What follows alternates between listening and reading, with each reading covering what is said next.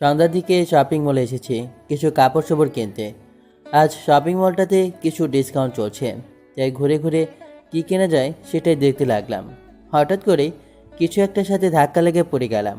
উঠে দাঁড়াতেই দেখি পরীর মতো সুন্দরী একটা মেয়ে যেন ভুল করে পরিলোক থেকে নেমে এসেছে। কিছু বোঝার ওঠার আগেই ঠাস ঠাস করে দুইটা থাপ্পড় বসিয়ে দিল। ছোট লোকের বাচ্চার চোখে দেখতে পাস না? তোর সাহস কি করে হয় আমার গায়ে টাচ করার? সরি, দেখতে পাই নাই। দেখতে পাস নাই নাকি অন্য কিছু না? এই তোদের মতো ছেলেদের খুব ভালো করে চেনা আছে আমার। মেয়ে দেখলে গায়ে হাত পড়তে ইচ্ছে করে, তাই না? তুই জানিস আমি কে আর আমার বাবা কি করে? আমি সত্যি আপনাকে দেখতে পাই নাই, না দেখেই ধাক্কা লেগে গেছে। এমনিতেই ধাক্কা দিয়েছিস, আবার মুখে মুখে তর্ক করছিস। তোর অবস্থা দেখ আমি কি করি। মাথা নিচু করে দাঁড়িয়ে আছি, তখন একটা লোক এসে মেয়েটাকে বলতে লাগলো। ম্যাডাম, আপনি প্লিজ একটু শান্ত হন। ছেলেটা মনে হয় ভুল করে ধাক্কা দিয়ে ফেলেছে, আর ছেলেটা মনে হয় আপনাকে চিনতে পারে নাই। বিষয়টা আমি দেখছি, আপনি এখান থেকে যান। লোকটার কথা শুনে মেয়েটা রাগে গজগজ করতে করতে চলে গেল। তারপর লোকটা আমার সামনে এসে দাঁড়ালো। এই ছেলে, তোমার কি জানের ভয় নাই? জানো মেয়েটাকে? এই শহরের নামকরা বিজনেসম্যান আনোয়ার সাহেবের মেয়ে। আমি আর একটু পর আসলেই তো তোমার অবস্থা খারাপ করে ছাড়তো। এখন যা করতে এসেছো সেটা করো গিয়ে। বলেই লোকটা চলে গেল। ও, আপনাদেরকে তো আমার পরিচয়টা দেয় নাই। আমি মাহফুজ, এই শহরে নতুন এসেছি, তেমন কিছু চিনি না। আর এই মেয়েটাকেও প্রথমবার দেখলাম। আমি তো আর ইচ্ছে করে ধাক্কা দিই নাই, তবুও কেমন আচরণ করলো দেখলেনই তো। যাক, যা হবার হয়েছে। শপিং করার মোডটাই নষ্ট করে দিল। প্রয়োজনীয় কিছু কিনে নিয়ে বাসার দিকে রওনা দিলাম। ছোট একটা বাসা ভাড়া নিয়েছি শুধুমাত্র নিজে থাকার জন্য। এই শহরে আমাকে কেউ চেনে না। কথা বলতে বলতে বাসায় চলে আসলাম।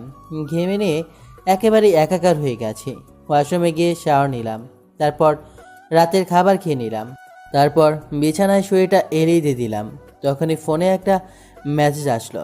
মেসেজটা ওপেন করে দেখি কলেজে অ্যাডমিশনটা হয়ে গেছে। আসলে এই শহরের একটা কলেজে অনার্স দ্বিতীয় বর্ষে অ্যাডমিশনের জন্য আবেদন করেছিলাম, তো সেটা হয়ে গেছে। কাল থেকে ক্লাস করতে পারবো, তাই তাড়াতাড়ি ঘুমিয়ে গেলাম। সকালে ঘুম থেকে উঠে নামাজটা আদায় করে নিলাম, তারপর খাবারটা খেয়ে নিয়ে ড্রেসটা পরে নিলাম। নিজে ইচ্ছা করেই কম দামি পোশাক পরলাম, তারপর চুলে তেল দিয়ে ভালো করে আঁচড়ে নিলাম। একদম খ্যাত লাগছে। যাক, এবার ঠিক আছে। কলেজের দিকে পা বাড়ালাম। পাঠকরা হয়তো ভাবছেন কি জন্য খ্যাত হয়ে গেলাম। নিজেকে শুধু শুধু কি কেউ খ্যাত সাজায়? গল্পের সাথে থাকুন, সবটা বুঝতে পারবেন।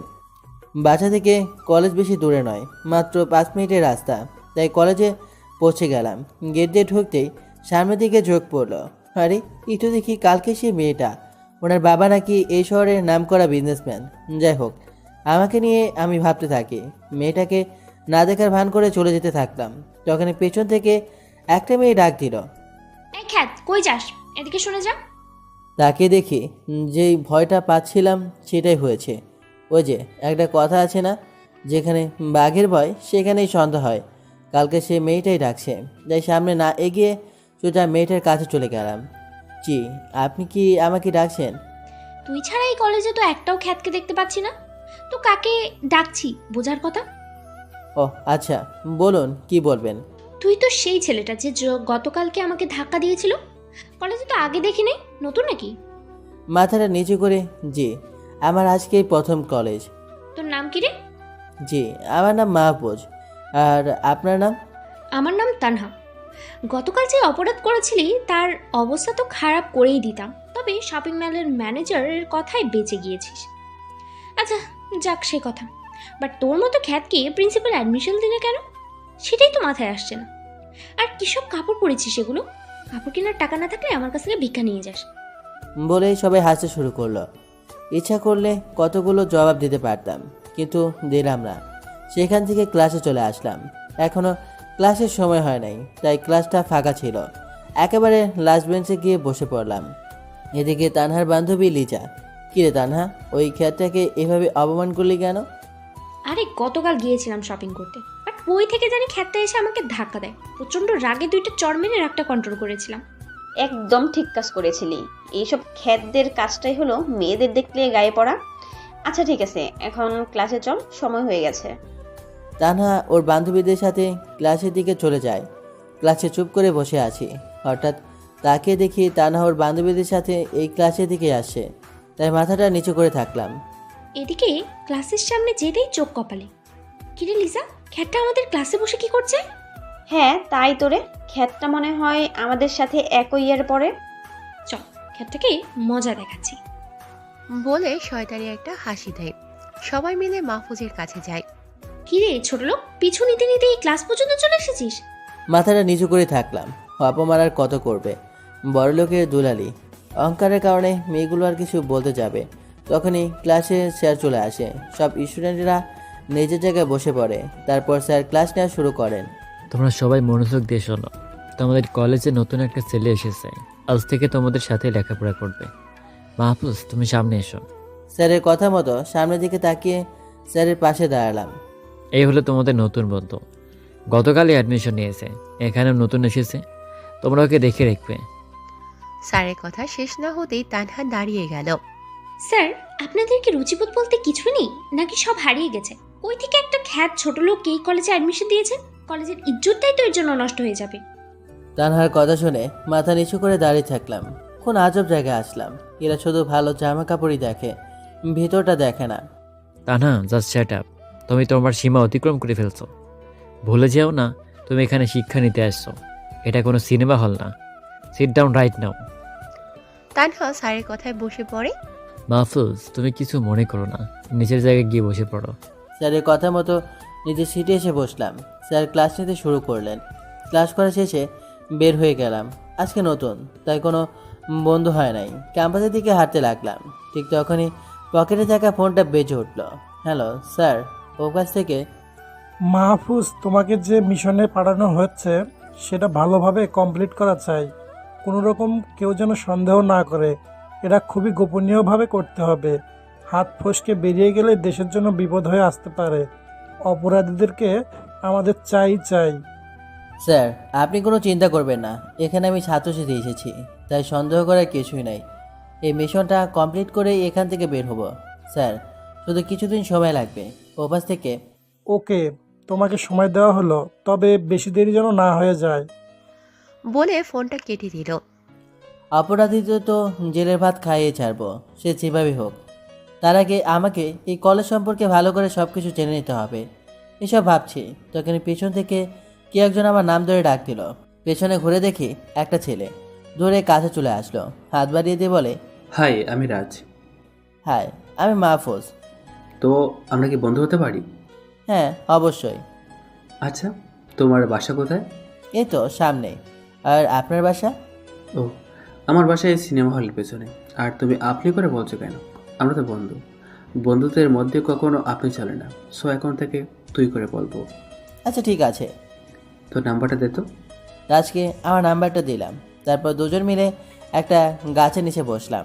তারপর দুজন মিলে কিছু আটা দিয়ে বাসা চলে আসলাম। রাতে খাবার খেয়ে কলেজের পড়াটা কমপ্লিট করলাম। ঘুমানোর জন্য চোখটা বন্ধ করেছি, তখন ফোনটা বেজে উঠল। আম্মু ফোন করেছে। হ্যাঁ আম্মু, কেমন আছো তুমি? আমি ভালো আছি রে বাবা, তুই কেমন আছিস? তোর শরীরটা ভালো আছে তো?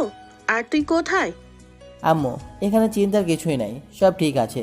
শরীরটা অনেক ভালো আছে। আর আমি একটা গোপন মিশনে আছি, তাই কিছু বলা যাবে না। খুব তাড়াতাড়ি বাড়িতে ফিরে যাব। আচ্ছা এখন রাখো, কালকে কথা হবে। আচ্ছা বাবা, যেখানেই থাকিস অনেক ভালো থাকিস। বলে ফোনটা কেটে দিল। ফোনটা রেখে দিয়ে ঘুমিয়ে পড়লাম, কারণ কালকে আবার কলেজে যেতে হবে। সকালবেলা ঘুম থেকে উঠে ডিম ভাজি আর ভাত রান্না করলাম। তারপর খেয়ে দিয়ে কলেজে চলে আসলাম। রাজকে কলেজের গেট থেকেই পেয়ে গেলাম। তারপর দুজন মিলে ক্লাসের দিকে পা বাড়ালাম। একটা ক্লাস করে বাইরে বের হয়ে আসলাম। তারপর আড্ডা দিতে লাগলাম। এমন সময় তানহা আমার সামনে আসলো। খিরে ছোট লোক, বন্ধু তো একটা জোগাড় করে নিয়েছিস দেখছি। তা না, ভদ্রভাবে কথা বলো। তুমি ওকে ছোট লোক বলছো কেন? বলছি, বেশ করছি। তো তোর এত জ্বলছে কেন রে? আর কি রে ছোট লোক, তুই কি ওর কাছ থেকে টাকা মেরে খাওয়ার সিদ্ধান্ত নিয়েছিস নাকি? তানহা, আপনি কিন্তু আপনার সীমা পার করে ফেলেছেন। এখান থেকে চলে যান বলছি, না হলে। না হলে কি করবি তুই আমার? কি করব দেখবি তুই। টাচ করে একটা থাপ্পড় বসিয়ে দিলাম। তানহা টাচ সামলাতে না পেরে মাটিতে পড়ে গেল। আমাকে কি ভেবেছিস? হ্যাঁ, সেই প্রথম দিন থেকেই অপমান করে চলেছিস। কিছু বলি না বলে কি মাথায় উঠে গেছিস নাকি? চারপাশে তাকিয়ে দেখি পুরো কলেজের সবাই আমার দিকে অবাক হয়ে তাকিয়ে আছে। আরে ভাই, আমি কি এলিয়েন নাকি? মাটি থেকে উঠে তুই কাজটা ঠিক করলি না ছোট লোকের বাচ্চা। তোর অবস্থা দেখ আমি কি করি। তোর অবস্থা আমি যে কি করি সেটা তুই দেখবি। তুই সাপের লেজে পা দিয়েছিস। তানহার কথা শুনে মুচকি হাসলাম।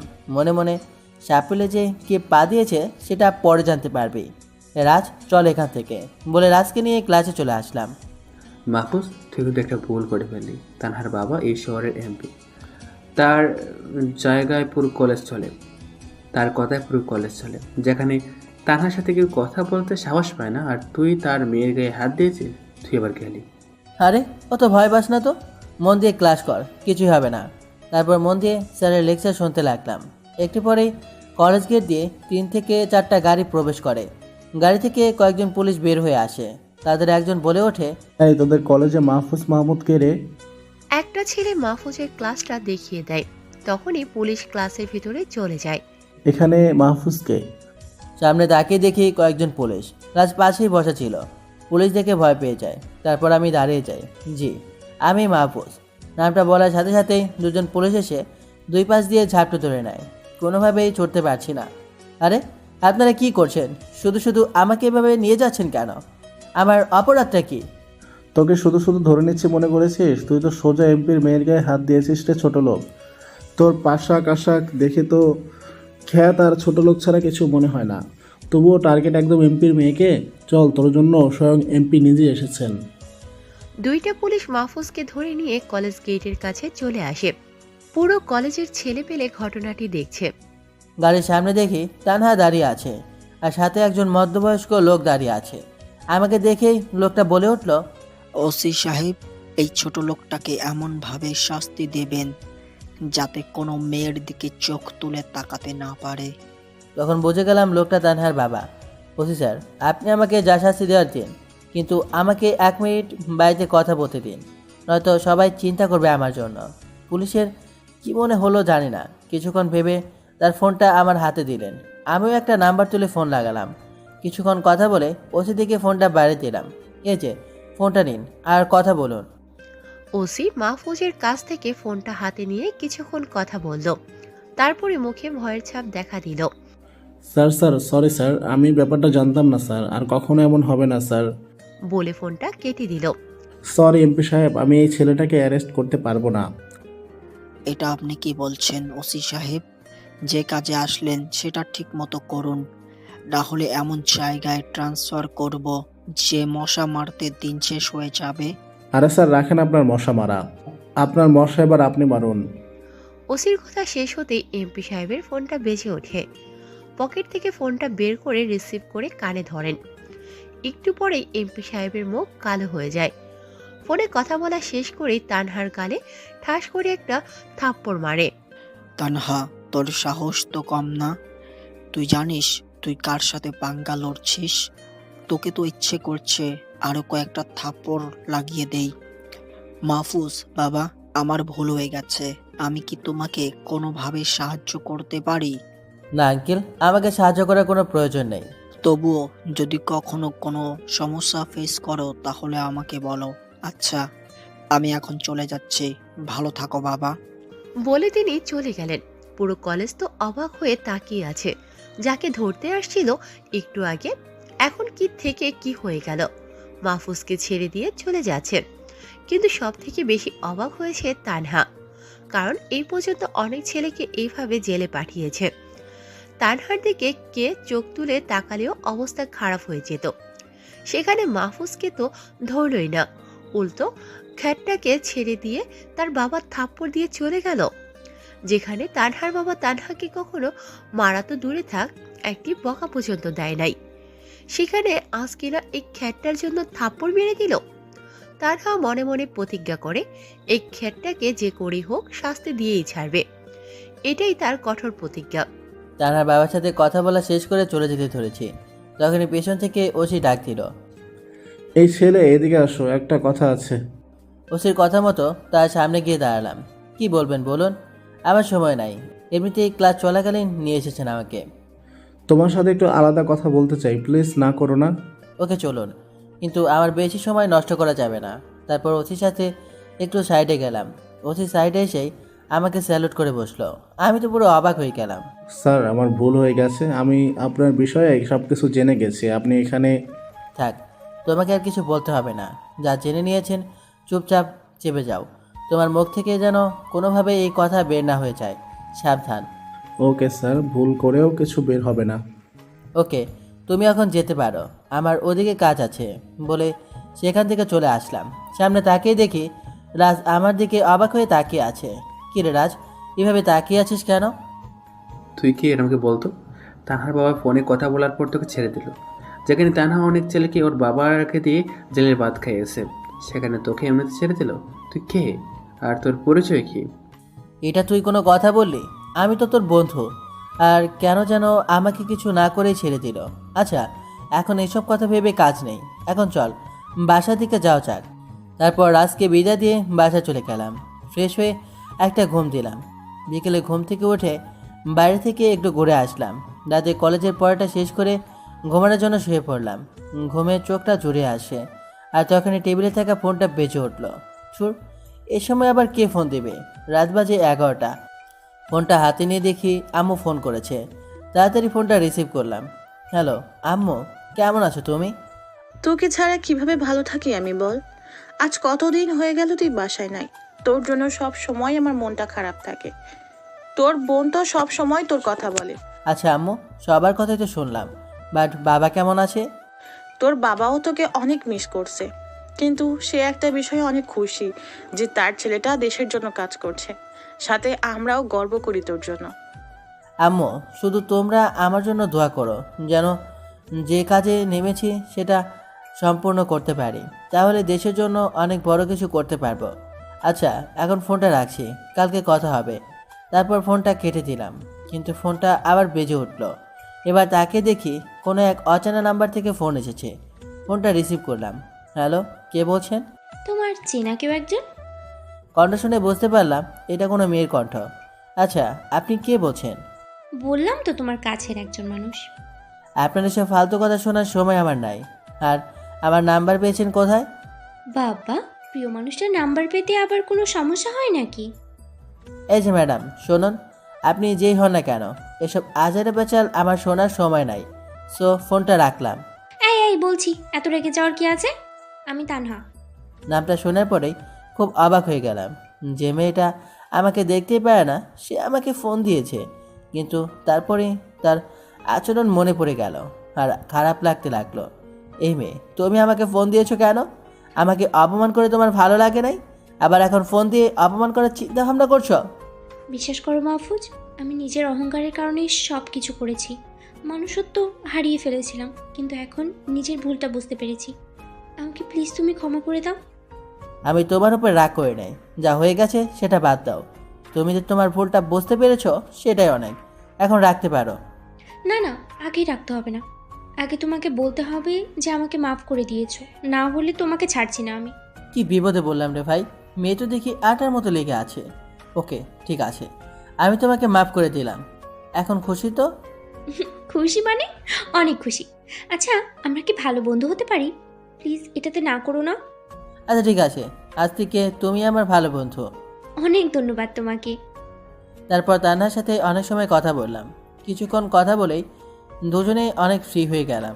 আচ্ছা তানহা, এখন রাখছি, কালকে কথা হবে, কারণ কলেজ আছে। এখন না ঘুমালে কালকে উঠতে পারবো না। ওকে, ঘুমিয়ে পড়ো। চোখ দুটো বন্ধ করতে ঘুমিয়ে গেছি। একেবারে সকালবেলা উঠলাম। তারপর নামাজটা পড়ে নিয়ে চুলায় রান্না বসালাম। একটা ডিম ভাজি করে ভাত রান্না করে খেয়ে নিলাম। তারপর কলেজের দিকে রওনা দিলাম। একটু পর কলেজে পৌঁছে গেলাম। আমাদের আড্ডার জায়গায় রাজ বসে আছে একা একা। তারপর আমিও গিয়ে ওর সাথে সামিল হলাম। কিরে, তোর এতক্ষণ লাগে আসতে? সে কখন থেকে তোর জন্য বসে আছি। আমি ঠিক সময়ে আসছি, কিন্তু তুই আজকে অনেক আগে আসি, তাই তো এত দেরি মনে হচ্ছে। ঘড়ির দিকে তাকিয়ে চিপে একটা কামড় দে। সরি রে, ঘড়ির দিকে খেয়াল করে নেই। যাক, তোর খেয়াল করতে হবে না, ক্লাসের সময় হয়ে গেছে, এখন ক্লাসে চল। তারপর দুজনে মিলে ক্লাসে চলে গেলাম। একটু পর স্যার এসে ক্লাস নেওয়া শুরু করে দিলেন। কিছু সময় পর তানহা দৌড়ে ক্লাসরুমে ঢুকে গেল। তানহা, তুমি আমার অনুমতি না নিয়ে ক্লাসে ঢুকতে কেন? সরি স্যার, ভুল হয়ে গেছে।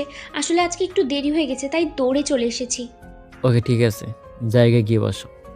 তানহা গিয়ে নিজের জায়গায় বসলো, কিন্তু লক্ষ্য করলাম যে ওর ক্লাসের দিকে কোনো মনোযোগ নাই। বারবার শুধু আমার দিকে তাকাচ্ছে। পুরো ক্লাস জুড়ে শুধু আমার দিকে তাকিয়েছিল। ক্লাস শেষ হবার পর বাইরে গিয়ে রাজের সাথে আড্ডায় বসলাম। তখনই তানহা আমাদের সামনে আসলো। হাই মাহফুজ, কেমন আছো? হ্যাঁ, অনেক ভালো আছি। তুমি? হ্যাঁ, আমিও অনেক ভালো আছি। সো বসতে পারি? হ্যাঁ, অবশ্যই। পাশে তাকিয়ে দেখি রাজ আমার দিকে অবাক হয়ে তাকিয়ে আছে। ও রাজ, তোকে তো বলাই হয় নাই। তানহা ওর ভুলটা বুঝতে পেরেছে, তাই ওকে বন্ধু করে নিয়েছি। এতে কি তোর কোনো আপত্তি আছে? আমরা আর কিসের আপত্তি থাকবে? তোদের দুজনের মধ্যে ঝগড়া চলছিল, কিন্তু যেহেতু তুই নিজেই মিটিয়ে নিয়েছিস সব কিছু, সেটাতে আমরাও আপত্তি থাকার কথা নয়। ওকে ঠিক আছে। অনেক সময় আড্ডা দিলাম তিনজন মিলে। তারপর সবাই নিজেদের বাসায় চলে গেলাম। দুপুরে ঘুম দিলাম একটা। হঠাৎ করে ফোনের আওয়াজে ঘুমটা ভেঙে গেল। ফোনটা রিসিভ করলাম। হ্যালো, কে বলছেন? আমি রিশা। তোমার নিশ্চয়ই আমার কথা মনে আছে? এটা আবার মনে না থাকার কি হলো? তুমি আমার সেই ছোটবেলার বান্ধবী, তোমাকে তো মনে থাকবে, তাই না? হ্যাঁ, সেটা তো অবশ্যই। সো এখন কি তুমি কোনো জব করছো? হ্যাঁ, আমি একজন সিআইডি অফিসার। আর আমি এটাও জানি যে তুমি কি জন্য এখানে আসছো আর কি জন্য এই কলেজটাতে ভর্তি হয়েছো। তুমি যাদের সম্পর্কে পুরোপুরিভাবে জানতে চাইছো সেটা আমার কাছে আছে। তুমি চাইলে আমার সাথে দেখা করতে পারো, তারপরেই সব বিষয় আলোচনা হবে। ওকে, তোমার সাথে আজকে বিকেলেই দেখা করব। তাহলে তুমি কোথায় দেখা করতে পারবে? আমরা দুজন জ্যাকসন কফি শপে দেখা করতে পারি, ঠিক বিকাল 4টায়। ওকে ডান, আমি পৌঁছে যাব। তারপর ফোনটা রেখে দিয়ে ফ্রেশ হয়ে নিলাম। হালকা কিছু নাস্তা করে বেরিয়ে পড়লাম রিশার উদ্দেশ্যে। একটু পরে কফি শপে পৌঁছে গেলাম। ভিতরে ঢুকে দেখি রিশা একটা টেবিলে বসে আছে। সরি রিশা, আমার একটু দেরি হয়ে গেল। তুমি কষ্ট করে এত সময় বসে আছো, তোমার এখনও সেই আগে আগে চলে আসার অভ্যাসটা যায়নি দেখছি। ঠিক বলেছ। আমার এখনো সেই অভ্যাসটা যায়নি। আর ভালো জিনিস নিশ্চয়ই যত্ন করে রেখে দিতে হয়। হ্যাঁ, সেটা অবশ্য খারাপ বলো নাই। তো বলো, কি খাবে আজকে তুমি? এই, পাগল হয়ে গেছো তুমি? আজ কতদিন পর তোমার সাথে দেখা হলো। আজকে তুমি শুধু বসে থাকবা আর আমি খাওয়াবো। ওকে ঠিক আছে মিস সিআইডি অফিসার, তুমি তো দেশের জন্য খুব ভালো কাজ করছো। আর আমারও খুব ভালো লাগলো যে তোমার সাথে এইভাবে কথা বলতে পারছি। এই হইছে, এত পাপ দেওয়ার দরকার নাই। তুমিও তো কম না, তুমি তো একজন আন্ডারওয়ার্ল্ড কমান্ডো, সেটাও আবার ওয়ান ম্যান আর্মি কমান্ডো। তুমি তো দেশের জন্য খুব ভালোভাবে লড়াই করতে পারবে।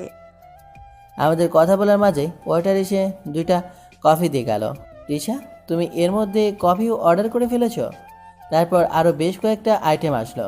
এবার এগুলো খেয়ে নাও। আর হ্যাঁ, তোমাকে যে জন্য আসতে বলেছি, একটু ওয়েট করো। এই নাও, এর ভেতরে তোমার সব কিছু ইনফরমেশন দেওয়া আছে। আর আমার সন্দেহ যে ওই কলেজের প্রিন্সিপালটাও এর সাথে জড়িত। আরে সেটা তো আমি খোঁজে নিব যে কে এই দেশবিরোধী কাজের সাথে জড়িত। ওদের সব কয়টাকে ধরে এমন অবস্থা করব যে বাকি সন্ত্রাসীরা ভাবতেও ভয় পাবে। তারপর দুজন মিলে খেয়ে নিয়ে বের হয়ে গেলাম। তারপর বাসায় চলে গেলাম। রাতে ল্যাপটপ অন করে সিডি প্লেয়ারটা প্লে করলাম। বা রিশা তো দেখি খুব ভালো কাজ করছে, সব ইনফরমেশনই এখানে নিয়ে আসছে। কিন্তু হঠাৎ করে চোখটা একটা জায়গায় আটকে গেল। কলেজের প্রিন্সিপাল সেই অতির সাথে বসে আছে। এটা শুধু একটা ফটো, একটু ভালো করে লক্ষ্য করলে বোঝা যায় যে অতির সাথে প্রিন্সিপাল কিছু একটা বিষয় নিয়ে হেঁচে যে কথা বলছে। আবার রিশাও তো বলছিল যে সে প্রিন্সিপালকে সন্দেহ করে। তাহলে কি প্রিন্সিপালও এই কাজের সাথে জড়িত? এইসব কথা ভাবছি, তখনই ফোনটা বেজে উঠল। ফোনের শব্দে ধ্যান কাটলো। ফোনের দিকে তাকিয়ে ফোনটা রিসিভ করলাম। Hello sir. কি মাহফুজ, তোমার কাজ কত দূর আগালো? জি স্যার, সব কিছু ভালোভাবে চলছে। আশা করছি খুব তাড়াতাড়ি এই কাজটা সলভ করে ফেলব। কথা বলা শেষ হতেই ফোনটা কেটে গেল। তারপর ঘুমিয়ে পড়লাম। সকালবেলা কলেজে গিয়ে রাতের সাথে আড্ডা দিতে লাগলাম। আর তখনই দেখি 3 থেকে 4 জন ছেলে প্রিন্সিপালের রুমে ঢুকলো। সবগুলোকে দেখতে গুন্ডাদের মতো। সবাই মাস্ক পরে আসে, যেন মনে হচ্ছে জঙ্গল থেকে উঠে এসেছে। কলেজে আসার পর থেকে ওদেরকে দেখে নাই। তবে কি ওরা প্রিন্সিপালের সাথে মিলে কুকর্ম করে নাকি? মনে প্রচুর পরিমাণ সন্দেহ হতে লাগলো। কি হচ্ছে দেখা দরকার। রাজ, আমার একটা পার্সোনাল ফোন আসে, আমাকে একটু সাইডে যেতে হবে। রাজকে মিথ্যা বললাম, কারণ এখন প্রিন্সিপালের রুমে যেতে হবে। রাজের কাছ থেকে সরে গিয়ে প্রিন্সিপালের রুমের দরজার সামনে গিয়ে দাঁড়ালাম। তারপর লুকিয়ে ওদের কথা শুনতে লাগলাম। এই তোমরা এখানে? এই তোমরা এখন কলেজে আসছো কি জন্য? তোমাদেরকে না আমি বলেছিলাম যে আমি ফোন করব? যদি কেউ এটা দেখেনি তাহলে তোমরা সহ আমাকেও জেলের ঘানি টানতে হবে। তোমরা উত্তেজিত হচ্ছ কেন এত? আমি তো টাকার গোলাম। তোমাদের ড্রাগগুলো আমি যথাসময়ে পাঠিয়ে দিব, কারণ আমিও চাই অনেক বড়লোক হতে। এই প্রিন্সিপাল হয়ে কতদিন থাকবো? আমি একবারে দেশের বাইরে চলে যাব আর জীবনটাকে উপভোগ করব। এদিকে আমার সমস্ত কিছুর ভিডিও করা শেষ। ছেলেগুলো আসতেই লোকে পড়লাম। তারপর আবার রাজের কাছে চলে গেলাম, কিন্তু আড্ডা দেওয়ার হলো না। তানহা রাজের সাথে বসে আছে। কিরে, তোর কথা বলতে এত সময় লাগে? সে কখন চলে গেলি? আরে এখন তো আসে, আর ওয়েট করা লাগবে না। মাহফুজ, তুমি কোথায় গিয়েছিলে? আমি এসে দেখলাম রাজ বসে আছে, বাট তুমি নাই। ওকে জিজ্ঞেস করলে বললো মোবাইলে কথা বলতে গেছো। তো কথা বলতে কি এত সময় লাগে নাকি? দুজন মিলে আমার পেছনে লাগছে। এখন আমার কান্না পাচ্ছে। থাক, আর কান্না করতে হবে না, অনেক ক্ষুধা লাগছে, পেটের মধ্যে ইঁদুর দৌড়াচ্ছে। এখন চল ক্যান্টিনে গিয়ে কিছু খেয়ে আসি। এ রে, তোর কথা শুনে তো ক্ষুধা আমারও লেগে গেল। ও, তোমাদের ক্ষুধা লেগেছে সেটা আগে বলবে তো। চলো, তোমাদেরকে আজ রেস্টুরেন্টে নিয়ে খাওয়াবো, আমার পক্ষ থেকে একটা ট্রিট। কি তোমরা খুশি তো? আরে খুশি না মানে? এমপি সাহেবের মেয়ে ট্রিট দেবে, আর সেটাতে খুশি না হয় দেখা যায়? তারপর সবাই মিলে ভালো একটা রেস্টুরেন্টে ঢুকলাম। ওইটারকে ডেকে নিয়ে খাবারের অর্ডার দিলাম। রাজ ওর মনের মতো করে অর্ডার দিল। রাজের অর্ডার দেওয়া দেখে তো মনে হচ্ছে যেন একটা রাক্ষস খাওয়াতে নিয়ে আসছে। কিরে রাজ, তুই এত খেতে পারবি তো? আরে বলিস কি, খেতে পারবো না মানে? তুই শুধু তাকে থেকে দেখে যা, তারপর কথা বলবি। রাজের কথা শুনে হেসে দিই। আচ্ছা ঠিক আছে, তোমার যেটা ইচ্ছা সেটা খাও, আজ আমার পক্ষ থেকে ট্রিট বলে কথা। একটি পর ওয়েটার এসে সব আইটেমগুলো দিয়ে যায়। তারপর সবাই মিলে খাওয়া শুরু করলাম। রাজ প্রচুর পরিমাণে খেলো, যা দেখে আমি তো পুরাই অবাক। খাওয়া শেষে সব বিল মিটিয়ে বের হয়ে গেলাম। আচ্ছা, এখন তাহলে বাসার দিকে রওনা দেওয়া যাক, কালকে আবার কলেজে দেখা হবে। তারপর সবাইকে বিদায় জানিয়ে বাসায় চলে গেলাম। এখন একটাই কাজ, কবেই ড্রাগগুলো পাচার হবে সেটা জানতে হবে। আর আমার অভিজ্ঞতা অনুযায়ী এই কলেজ থেকে ড্রাগগুলো পাচার হবে। ওরা শুধু সময়ের অপেক্ষা করছে। বিকালবেলা রিশাকে ফোন করলাম। হ্যাঁ মাহফুজ, বলো কি খবর তোমার? হ্যাঁ, আমার খবর তো এখন অনেক ভালো। তো তুমি কি এখন জ্যাকসন কবে সপ্তাহে আসতে পারবে? হ্যাঁ আসতে পারো। তবে একটা কথা, আসার সময় এই শহরের একটা ম্যাপ নিয়ে আসবে, আর ড্রাগস ডিলার ড্রাগনের এক এলাকারও একটা ম্যাপ নিয়ে আসবে। তুমি চলে আসো, আমি রওনা দিচ্ছি। ওকে, আমি এখনই বের হচ্ছি, তুমি চলে আসো। রিশার সাথে কথা বলে দ্রুত তৈরি হয়ে নিলাম। তারপর জ্যাংশন রেস্টুরেন্টের উদ্দেশ্যে বেরিয়ে পড়লাম। একটু পরে পৌঁছে গিয়ে দেখি রিশা বসে আছে। সরি রিশা, একটু দেরি হয়ে গেল নাকি? না না, দেরি হয়নি, আমারই একটু আগে আসার অভ্যাস। তো জিনিসগুলো এনেছ? হ্যাঁ সব কিছু এনেছি। তারপর ম্যাপ বের করে দিল। নাও, এটা হলো আমাদের বন্ধুত্বের উপহার। তুমি চাইলেই কিন্তু আমাদের পুরো সিআইডি টিম তোমাকে সাহায্য করতে পারে। আরে না, তার আর কোনো দরকার হবে না, আমি একা কাজটা করতে পারবো। তবু একবার ভেবে দেখতে পারো। আচ্ছা তুমি একটা কথা বলো তো, তুমি এত ফিট থাকো কেমন করে? আরে বাবা, একজন কমান্ডো আমি, সারাদিন এইসব নিয়েই থাকতে হয়। তো এত সব কাজ করতে গেলে তো ফিট থাকতে হবে। তারপর দুজন মিলে কফি খেলাম। আচ্ছা এখন যাওয়া যাক, ডিনারে কফির বিলটা আমিই দিলাম, কিন্তু পরের ট্রিটটা কিন্তু তোমার। আচ্ছা ঠিক আছে, এখন বের হওয়া যাক। রেস্টুরেন্ট থেকে বের হয়ে গেলাম। রিশা হাত বাড়িয়ে দিয়ে হ্যান্ডশেক করলো। ওকে, তাহলে যাওয়া যাক। ওকে বিদায় দিয়ে রাস্তা পার হলাম। হঠাৎ করে পেছন থেকে রিশার চিৎকার শুনতে পেলাম। এই তোমরা কারা? আমাকে ছেড়ে দাও বলছি। রিশার আওয়াজ শুনে পিছনে তাকাতেই দেখি একটা গাড়িতে ওকে জোর করে তুলে নিয়ে যাচ্ছে। নিশ্চয়ই ড্রাগনের লোকেরা আমার ব্যাপারে জেনে গেছে, আর ভুল করে রিশাকে তুলে নিয়ে যাচ্ছে। আমিও ওদের পিছনে দৌড়াতে লাগলাম। গাড়িটা স্পিডে চলছে, কিন্তু আমিও কমান্ডোতে দৌড়ে চ্যাম্পিয়ন হয়েছি। সো সমস্ত শক্তি দিয়ে দৌড়াতে লাগলাম। ওরা আস্তে আস্তে জঙ্গলের মধ্যে চলে গেল। কি করব কিছুই মাথায় আসছিল না। তখন রাস্তায় একটা মোটা লাঠি দেখতে পেলাম। ওইটা ওদের গাড়ির দিকে ছুড়ে মারলাম। সাথে সাথে গাড়ির সামনের কাজটা ভেঙে গেল আর ওরা কন্ট্রোল করতে না পেরে গাড়ি থামিয়ে দিল। দৌড়ে গিয়ে রিশাকে গাড়ি থেকে বের করলাম, কিন্তু 10 থেকে 13 জন আমাকে ঘিরে ধরলো। রিশাকে সাইডে সরিয়ে দিয়ে সব কয়টাকে মারতে থাকলাম। একটু পর দেখি মাটিতে সব কয়টা গড়াগড়ি খাচ্ছে। তারপর রিশার দিকে তাকাতেই একটা গলি এসে সোজা আমার পেটের বাম পাশে রাখলো। সাথে সাথে চোখ দুইটা অন্ধকার হয়ে গেল। রিশা এই অবস্থা দেখে মাহফুজ বলে একটা চিৎকার দেয়, কিন্তু মাহফুজের নিথর দেহ মাটিতে পড়ে আছে, কোনো সারা শব্দ নাই। সেই লোকগুলো এসে জোর করে রিশাকে তুলে নিয়ে যায়। হঠাৎ করে আমার ঘুমটা ভেঙে গেল। পাশে তাকিয়ে দেখি 3টা লোক দাঁড়িয়ে আছে। চারপাশে তাকাতেই দেখি আমি হসপিটালে বেডে শুয়ে আছি। তখন সামনে দাঁড়ানো একটা লোক বলে উঠল, এই ছেলে রিশা কোথায়? এটা আবার কারা যে রিশার খোঁজ নিতে আসে? ব্যাপারটা এখন চেপে যেতে হবে। আমি কোনো রিশাকে চিনি না। আর আপনারা কে? আমরা সিআইডি থেকে আসছি, আর রিশা একজন সিআইডি অফিসার। এইটা রিশার ছবি। একটা ছবি সামনে দিয়ে বলল, আর আমরা তোমাকে জঙ্গল থেকে অজ্ঞান অবস্থায় পেয়েছি। ছবির দিকে তাকিয়ে দেখলাম যে এটা রিশা, কিন্তু ওদেরকে এখন আমার সম্পর্কে বলে পুরো প্ল্যানটাই বরবাদ হয়ে যাবে। তাছাড়া রিশাকে বলেছি যে আমি ওদের কোনো প্রকার সাহায্য নেব না। তাই একটা প্ল্যান মাথায় আসলো। শুনুন, আমি এই মেয়েটাকে চিনি না, আর আমি কিভাবে জঙ্গলে ছিলাম সেটাও আমি জানি না। আমি তো সকালে কলেজের জন্য বেরিয়েছিলাম, তারপর আমার আর কিছু মনে নাই। না না, আমার স্মৃতিশক্তি যায় নাই, আমার সব কিছু মনে আছে। আমার নাম মাহফুজ। এখানে একটা কলেজে আমি পড়ালেখা করি, বাট কলেজে বের হওয়ার পর থেকে আমার কিছুই মনে নাই। ডক্টর, আমার মাথা ব্যথা করতেছে। রাহাত, এবার ছেলেটা একটু রেস্ট প্রয়োজন, না হলে মাথায় অতিরিক্ত চাপ পড়বে। কিন্তু ডক্টর, আমাদের ওকে কিছু জিজ্ঞাসাবাদ করার আছে। দেখো রাহাত, এখন যদি আর ওকে চাপ দাও তাহলে নার্ভাস ব্রেকডাউন হয়ে যাবে। So please leave him alone. তখন অফিসাররা আর কোনো কথা বলতে পারল না। তারা কেবিন থেকে বের হয়ে গেল। তার তখনই তানহা দৌড়ে ভেতরে প্রবেশ করল। পেছনে রাজও আছে। মাহফুজ, কি হয়েছে তোমার? জানো তোমার জন্য কত টেনশন হচ্ছিল। ডক্টর, মাহফুজের কি হয়েছে?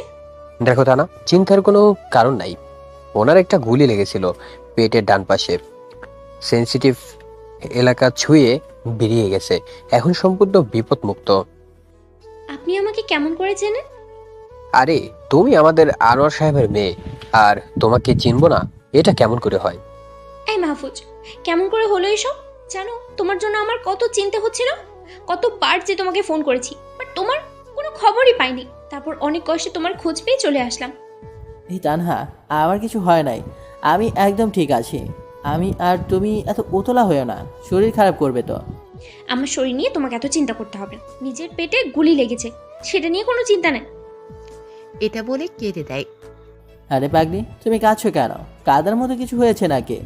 আর ডক্টর তো বলেই দিয়েছে যে আমি সম্পূর্ণ বিপদমুক্ত। তুমি আর কি বুঝবে? আমার কোনো প্রিয় মানুষের কিছু হলে খুব কষ্ট হয় আমার।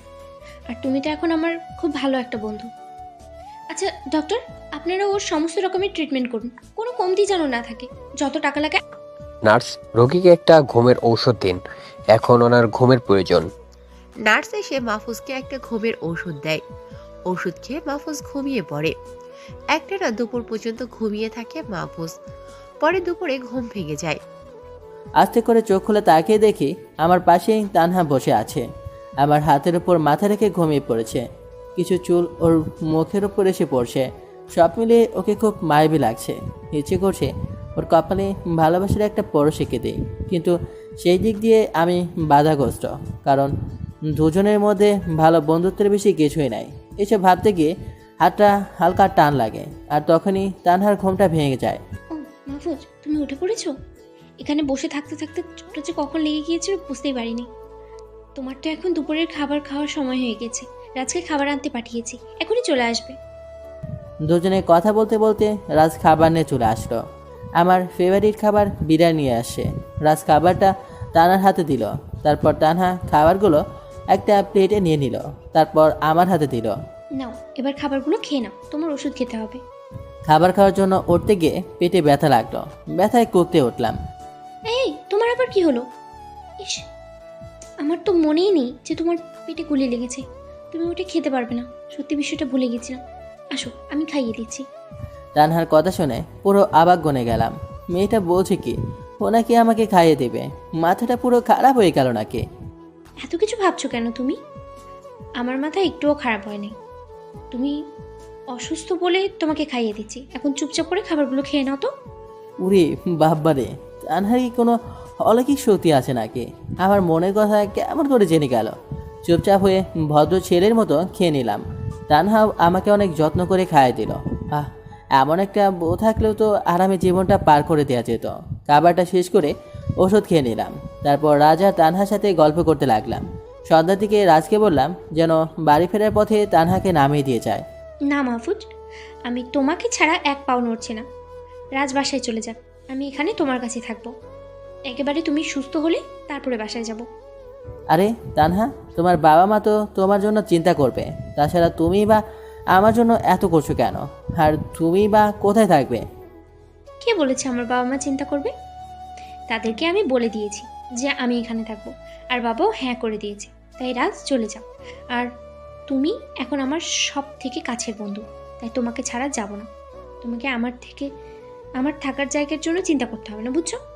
জানি, আর কিছু বলে কাজ হবে না। তাই রাজকে বাসায় চলে যেতে বললাম। আর তানহা আমার সাথেই থাকলো। এভাবে পুরো 3 দিন কেটে গেল। এই কয়দিনে তানহা আমার সাথে ছায়ার মতো লেগেছিল।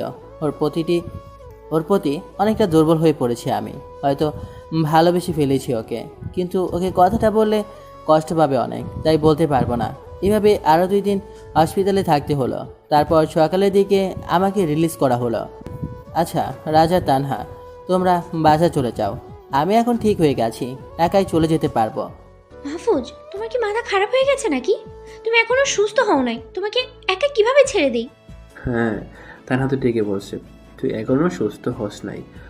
এখন তুই আমার সাথে আমার বাসায় কে থাকবি? আরে এটা তো জানে না যে আমি একজন কমান্ডার, আর এসব কতগুলি আমাকে হজম করতে হয়েছে সেটা আল্লাহ জানে। এই একটা গুলি আমাকে আর কিভাবে কাবু করবে? আরে তানহা, এ দেখো আমি একদম সুস্থ বলে বেড থেকে নেমে হাঁটাহাঁটি করলাম। আমাকে দেখে তো তানহা আর রাজ দুজনেই অবাক হয়ে গেছে। কি এবার তোমাদের বিশ্বাস হয়েছে তো? আমি বিশ্বাস করতে পারছি না, এটা কী করে সম্ভব? গুলি খাওয়ার 3-4 পরও কেউ এভাবে হারতে পারে? তানহা, এভাবে হা করে তাকিয়ে কি দেখছো? দেখতে হবে না যে আমি কাদের বন্ধু? তোমরা সাথে থাকলে আমাদের কিছুই হবে না। আচ্ছা চলো এখন বাসায় যাওয়া যাক। হসপিটাল থেকে বের হয়ে সোজা বাসায় চলে গেলাম। হঠাৎ রিশার কথা মনে পড়ে গেল। ওকে তো এতক্ষণে নিশ্চয়ই ছেড়ে দিয়েছে, কারণ ভুল করে আমার জায়গায় ওকে ধরে নিয়ে গেছে। সো ওর কাছে সিআইডির ব্যাজ আছে, সেটা দেখে তো এতক্ষণে ছেড়ে দেওয়ার কথা। কারণ রিশাকে নিয়ে ওদের কোনো কাজ নেই। বাড়িতে এসে বিছানায় শুয়ে পড়লাম। কালকে থেকে আবার কলেজে যাওয়া শুরু করতে হবে। হঠাৎ পকেটে থাকা ফোনটা বেজে উঠল। তানহা ফোন করেছে। হ্যাঁ তানহা, বলো কি বলবে? এই, তুমি কি বাসায় পৌঁছে গেছো? হ্যাঁ, আমি একটু আগেই বাসায় আসছি। তোমার কোনো চিন্তা করতে হবে না আমাকে নিয়ে, তুমি নিশ্চিন্তে থাকতে পারো। নিশ্চিন্তে কিভাবে থাকবো বলো? তোমার জন্য তো অনেক চিন্তা হচ্ছে আমার। তুমি সুস্থ আছো, তবুও তোমার অসুস্থতার জন্য চিন্তা হচ্ছে। যদি আবার অসুস্থ হয়ে পড়ো? আরে না, আমার কিছুই হবে না, তুমি কোনো চিন্তা করো না। আচ্ছা এখন রাখি, আমি বিশ্রাম নেব। আচ্ছা ঠিক আছে, কিন্তু তুমি কি কাল কলেজে আসতে পারবে? হ্যাঁ, কলেজে আসতে পারবো, কোনো সমস্যা হবে না। তারপর ফোনটা কেটে দিয়ে বিছানায় শুয়েটা এলে দিলাম। অন্যদিকে সিআইডি টিমের মাথা খারাপ হয়ে যাচ্ছে। রিশার কোনো খোঁজ পাওয়া যাচ্ছে না। সিআইডি অফিসাররা তাদের অফিসে আসতেই দেখলো এসিবি স্যার বসে আছে। কি ব্যাপার, তোমরা কি রিশার কোনো খোঁজ পেয়েছো? নো স্যার, এখনও খোঁজ পাওয়া যায়নি। যে ছেলেটাকে আমরা জঙ্গল থেকে পেয়েছি সেখানে রিশার ব্যাগ আর মোবাইলটা পাওয়া গেছে, কিন্তু রিশাকে নয়। ওই ছেলেটাকে কিছু জিজ্ঞাসা করো নাই? কিছু জানতে পারলে ওর কাছ থেকে? নো স্যার, ছেলেটা বলেছে ওর সেদিনের কথা কিছুই মনে নেই, বাট বাকি সব কিছু মনে আছে। শুধু সেদিনকার ঘটনাটা মনে করতে পারছে না। আর ওর কাছে রিশার ছবিটা দেখিয়েছি, বলল যে এই প্রথম নাকি রিশাকে দেখলো। হ্যাঁ রাহাত, এর মধ্যে বড় কোনো রহস্য লুকিয়ে আছে। শুধুমাত্র সেই দিনের কথা মনে নাই, এটা কিভাবে হতে পারে? আচ্ছা বাদ দাও এটা। এখন তোমরা খোঁজ করো যে রিশার মোবাইল লোকেশন সকাল থেকে রাত পর্যন্ত কোথায় কোথায় ছিল, তাহলে আমরা কিছু জানতে পারবো। রাইট স্যার, এক্ষুনি খোঁজ নিচ্ছি বলে সবাই বেরিয়ে পড়ে। এদিকে মাহফুজ রাতের বেলা ছাদে উঠে ব্যায়াম করা শুরু করে। এই 7 দিন পর আজকে আবার ব্যায়াম করা শুরু করলো। প্রত্যেকদিন মাহফুজ দিনের প্রায় অধিকাংশ সময় ব্যায়াম করেই কাটিয়ে দেয়, কারণ একজন কমান্ডোর বডি ফিট রাখার জন্য প্রচুর পরিমাণে ব্যায়াম করতে হয়। প্রায় 30 মিনিট ধরে ব্যায়াম করার পর হঠাৎ ফোনটা কান্না করা শুরু করে দিল। ফোনের দিকে তাকিয়ে দেখে তার আম্মু ফোন করেছে, তারপর রিসিভ করে কানে নেয়। আর তখনই ওপাশ থেকে ঝড় উঠে যায়। মাহফুজ বুঝে নেয় যে এটা তার ছোট বোন যারা। কুত্তা, বাঁদর, হনুমান, পচা টমেটো, পচা আলু, হাতি, শিয়াল, তোকে তো আমি মেরে ফেলবো হারামজাদা। এই মেরেছে, পেতনিটা তো দেখি সেইভাবে ক্ষেপে আছে। সাবধানে কথা বলতে হবে, না হলে কপালে আজ কি যে আছে। কি রে, কি হয়েছে, এত চিল্লাস কেন? ওই হারামি, তুই জীবনেও ভালো হবি না, না? প্রত্যেক সময় কোনো না কোনো কাজে বাড়ি থেকে কোথাও চলে যাস, আর ফিরে আসার নামগন্ধ নাই। আমার বাসায় সারাদিন একা একা ভালো লাগে না। এই পেতনি, এত রাগিস কেন? তুই তো জানিসই যে আমার কাজ হলো দেশ রক্ষা করা। যখন তখন বেরিয়ে পড়তে হয়, আর কয়েকদিনের মধ্যেই বাড়িতে ফিরে যাব। একটু একা থাকি কয়দিন। তুই একবার বাড়িতে ফিরে আয়, বাবার সাথে কথা বলে তোর বিয়ে ঠিক করতেছি। তারপর বিয়ে করে যেখানে খুশি সেখানে চলে যাবে, আমার কোনো সমস্যা থাকবে না। আচ্ছা, একটা জিনিস বুঝলাম না, বিয়ে করব আমি, কিন্তু এতে তোর লাভটা কোথায় হবে? আর বিয়ের পর যেখানে খুশি সেখানে যাব মানে? তাহলে তো তুই আবার বাড়িতে একা একা পেতনিদের মতো কান্না করবে। সেটা মোটেও না হাঁটারাম। তুই বিয়ে করার পর আমি একটা মিষ্টি ভাবি পাবো, আমার তখন গল্প করার মানুষ হয়ে যাবে, তখন আর তোকে লাগবে না, তোর যেখানে ইচ্ছে সেখানে চলে যাবে। করে ফাজিল, তাহলে তোর আসল মতো এইটা? আমার ঘরে বিয়ে নামক একটা বোঝা চাপিয়ে দিয়ে তুই মজা করবি? তোর মতলব তাহলে এইটা ছিল? দাঁড়া, শুধু একবার বাসায় আসতে দে, তোর বিয়ের ব্যবস্থা আগে করতেছি। আচ্ছা, এসব বাদ, কেমন আছিস তাই বল। ভাইয়া, তোকে ছাড়া আমি খুব একা ফিল করি। বাসায় আম্মু আমাকে সময় দেয়, কিন্তু সব সময় তো সংসারের কাজেই ব্যস্ত থাকে। আমার আব্বু তো সারাদিন অফিসে থাকে। আমি বাসার ভেতরে খুব বোরিং ফিল করি। তুই থাকলে কত মজা করি দুজন মিলে, কিন্তু এমন একটা কাজ করিস যেখানে আমাদেরকে সময় দিতে পারিস না।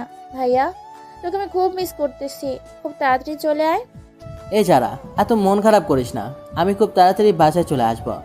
আচ্ছা, বাবা মা সবাই ভালো আছে তো? হ্যাঁ, সবাই ভালো আছে। আচ্ছা, এখন রাখি, আবার পরে কথা হবে, আমার অনেক কাজ করতে হবে। তারপর ফোনটা কেটে দিয়ে আবার ব্যায়াম করা শুরু করে দিলাম। ব্যায়াম করা শেষ করে নিজের রুমে গিয়ে ফ্রেশ হয়ে নেই। তারপর রুমে আসে, দরজা কেউ নক করে। আমি গিয়ে দরজাটা খুলে দেই। দেখি পাশের বাসায় আন্টি আসছে, তার আমার জন্য কিছু খাবার নেই। এই আন্টি আমাকে বাসাটা পায়ে দিতে সাহায্য করেছিল। এই যে মাহফুজ বাবা, দেখো তোমার জন্য রাতের খাবার নিয়ে চলে আসলাম। আমি জানি তুমি এখনো কিছুই রান্না করো নাই, তাই খাবারগুলি নিয়ে চলে আসলাম।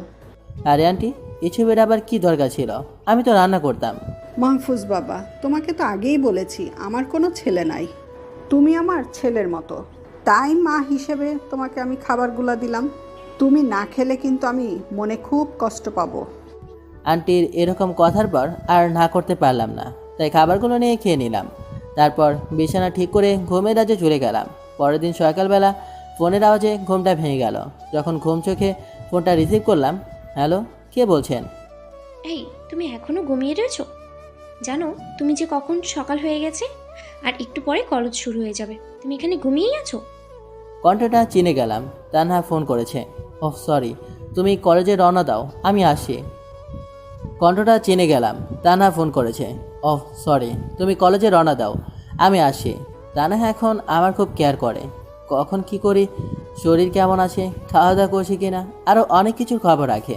তানার জন্য মনের মধ্যে একটা জায়গা তৈরি হয়ে গেছে নিজের অজান্তে।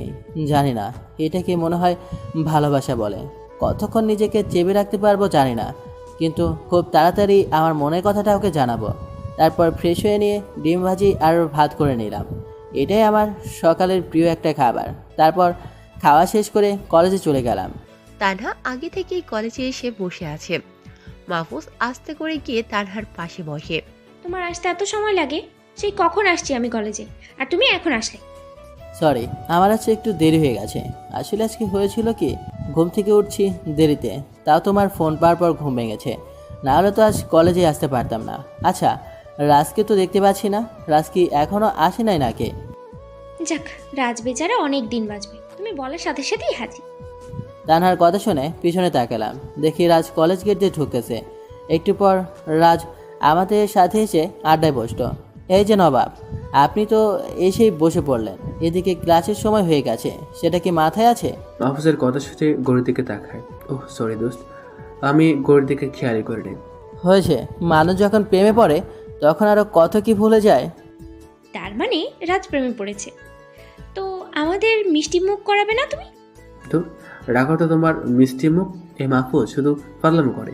আন্দাজে একটা কথা বলে দিল আর আমাকে পেয়ে বসলো। আমি ওসব প্রেমে পড়িনি। এবার চলো তো ক্লাসে যাই। তানহার দিকে তাকিয়ে হেসে দিলাম। তানহা আমার চালাকি বুঝতে পেরে হেসে দিল। তারপর সবাই মিলে ক্লাসে চলে গেলাম। 2টা ক্লাস করে 3জন মিলে বাইরে চলে আসলাম। মাহফুজ, এখন আমরা 3জন একটা জায়গায় ঘুরতে যাব। এই কি বলছো? এখন যেতে পারবো না, অন্যদিন যাব। আমি কোনো কথা শুনতে চাই না। রাজ, তুমিও চলো, আমরা সবাই মিলে এখনই ঘুরতে যাব। আরে আমি তো এক পায়ে রাজি, শুধু বলো কোথায় যেতে হবে। এটা তোমাদের জন্য সারপ্রাইজ। তুমি যদি মাহফুজকে নিতে পারো তাহলে আমি তোমাদেরকে নিয়ে যাব। এটা আর এমন কি বিষয়? ওকে, আমি নিয়ে যাচ্ছি, আর তুমি আমাকে নিয়ে যাও। তারপর রাজ মাহফুজকে ধরে জোর করে সাথে নিয়ে গেল। 3জন মিলে কলেজ থেকে বের হয়ে গেল। তানহা 2টা রিক্সা ডাকলো। তারপর মাহফুজকে নিয়ে একটাতে উঠে পড়লো আর রাজ আরেকটা রিক্সায়। রিক্সায় তানহা আমাকে জোর করে ওঠালো। আমার এখন কোথাও যেতে ভালো লাগছে না। এই তানহা আমাকে কোথায় নিয়ে যাচ্ছ? আমি এখন কোথাও যাব না তো। আরে বলো না, কোথায় নিয়ে যাচ্ছ? এই, একদম চুপ করে থাকবা। এত কথা বলো কেন তুমি? যেখানেই নিয়ে যাক তাতে তোমার কি? তুমি চুপ করে রিক্সায় বসে থাকো, আর একটা কথা বললে খুব খারাপ হয়ে যাবে কিন্তু। পুরি বাপরে, এটা মেয়ে নাকি শাকচুনি? এমন করে কেউ বলে নাকি? একটু ভালোবেসে বললেও তো হতো। এত রাগ করার কি আছে? ভদ্র ছেলের মতো চুপচাপ বসে থাকলাম। না হলে কখন কি করে বসে তার হিসাব নাই।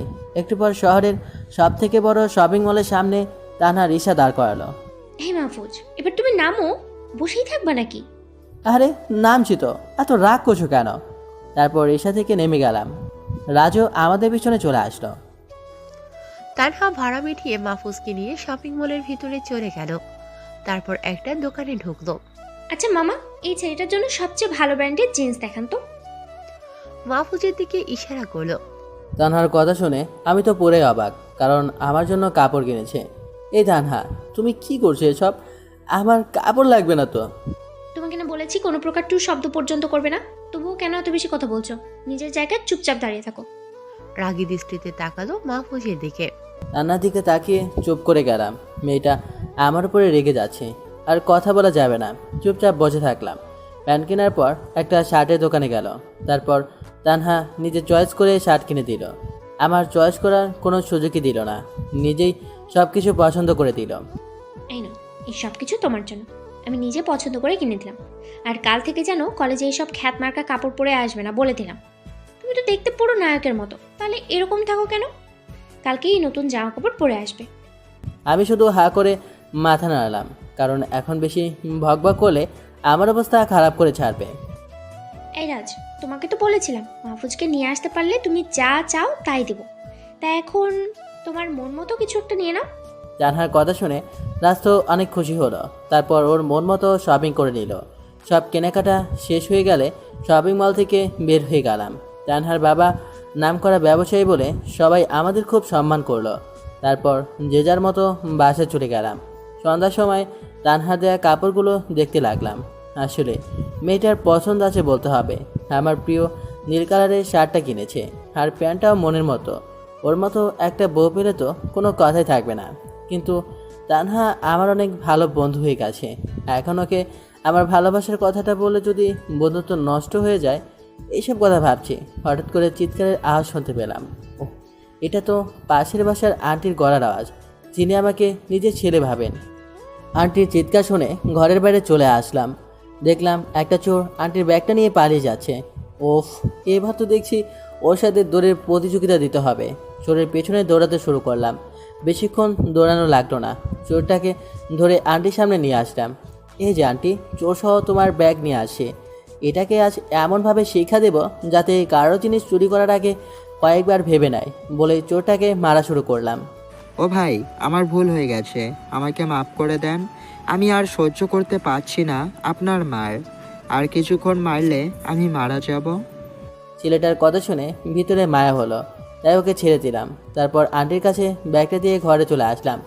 আন্টি আমার কাজ দেখে খুব খুশি হলো। পরদিন সকালে তানহা দেওয়া শার্ট আর প্যান্ট পরে কলেজে চলে গেলাম। আজ আর খেয়াল খেতে আসি নাই, সব কিছু ঠিকঠাক করে আসি। কলেজ গেট দিয়ে ভিতরে ঢুকতেই সবাই আমার দিকে হা করে তাকিয়ে আছে। কি ব্যাপার, এরা কি কোনো ছেলে আজ পর্যন্ত দেখে নাই নাকি? আমার দিকে এমনভাবে তাকিয়ে আছে কেন? ওদের এমন তাকিয়ে থাকা দেখে অস্বস্তি লাগতে লাগলো, তাই আড্ডায় চলে আসলাম। কিন্তু তানহা আমাকে দেখে অবাক হয়ে তাকিয়ে রইল। ওই তানহা, কি হয়েছে তোমার? এভাবে তাকিয়ে আছো কেন? তোমাকে তো একদম রাজকুমারের মতো লাগছে। তোমাকে দেখলে তো যে কোনো মেয়ে প্রেমে পড়ে যাবে। আরে তানহা, তুমিও যে কি বলো না। আরে দুধ, সত্যি তোকে নায়কের মতো লাগছে, একদম যেন রাজকুমার। তোকে দেখলে আসলেই যে কোনো মেয়ে পড়ে যাবে। এরাজ হয়েছে, এতক্ষণ ধরে আমার অনেক গুনগান করছিস। এবার ক্লাসের টাইম হয়ে গেছে, চল ক্লাসে যাওয়া যাক। তারপর তিনজন মিলে ক্লাসের দিকে রওনা দেয়। তানহা আজকে মাহফুজের পাশে বসেছে, কিন্তু মাহফুজ কিছু বলতেও পারছে না। ক্লাসের সবাই শুধু আর চোখে মাহফুজের দিকে তাকাচ্ছে। মাহফুজের এই বিষয়টা কেমন যেন লাগতে লাগলো।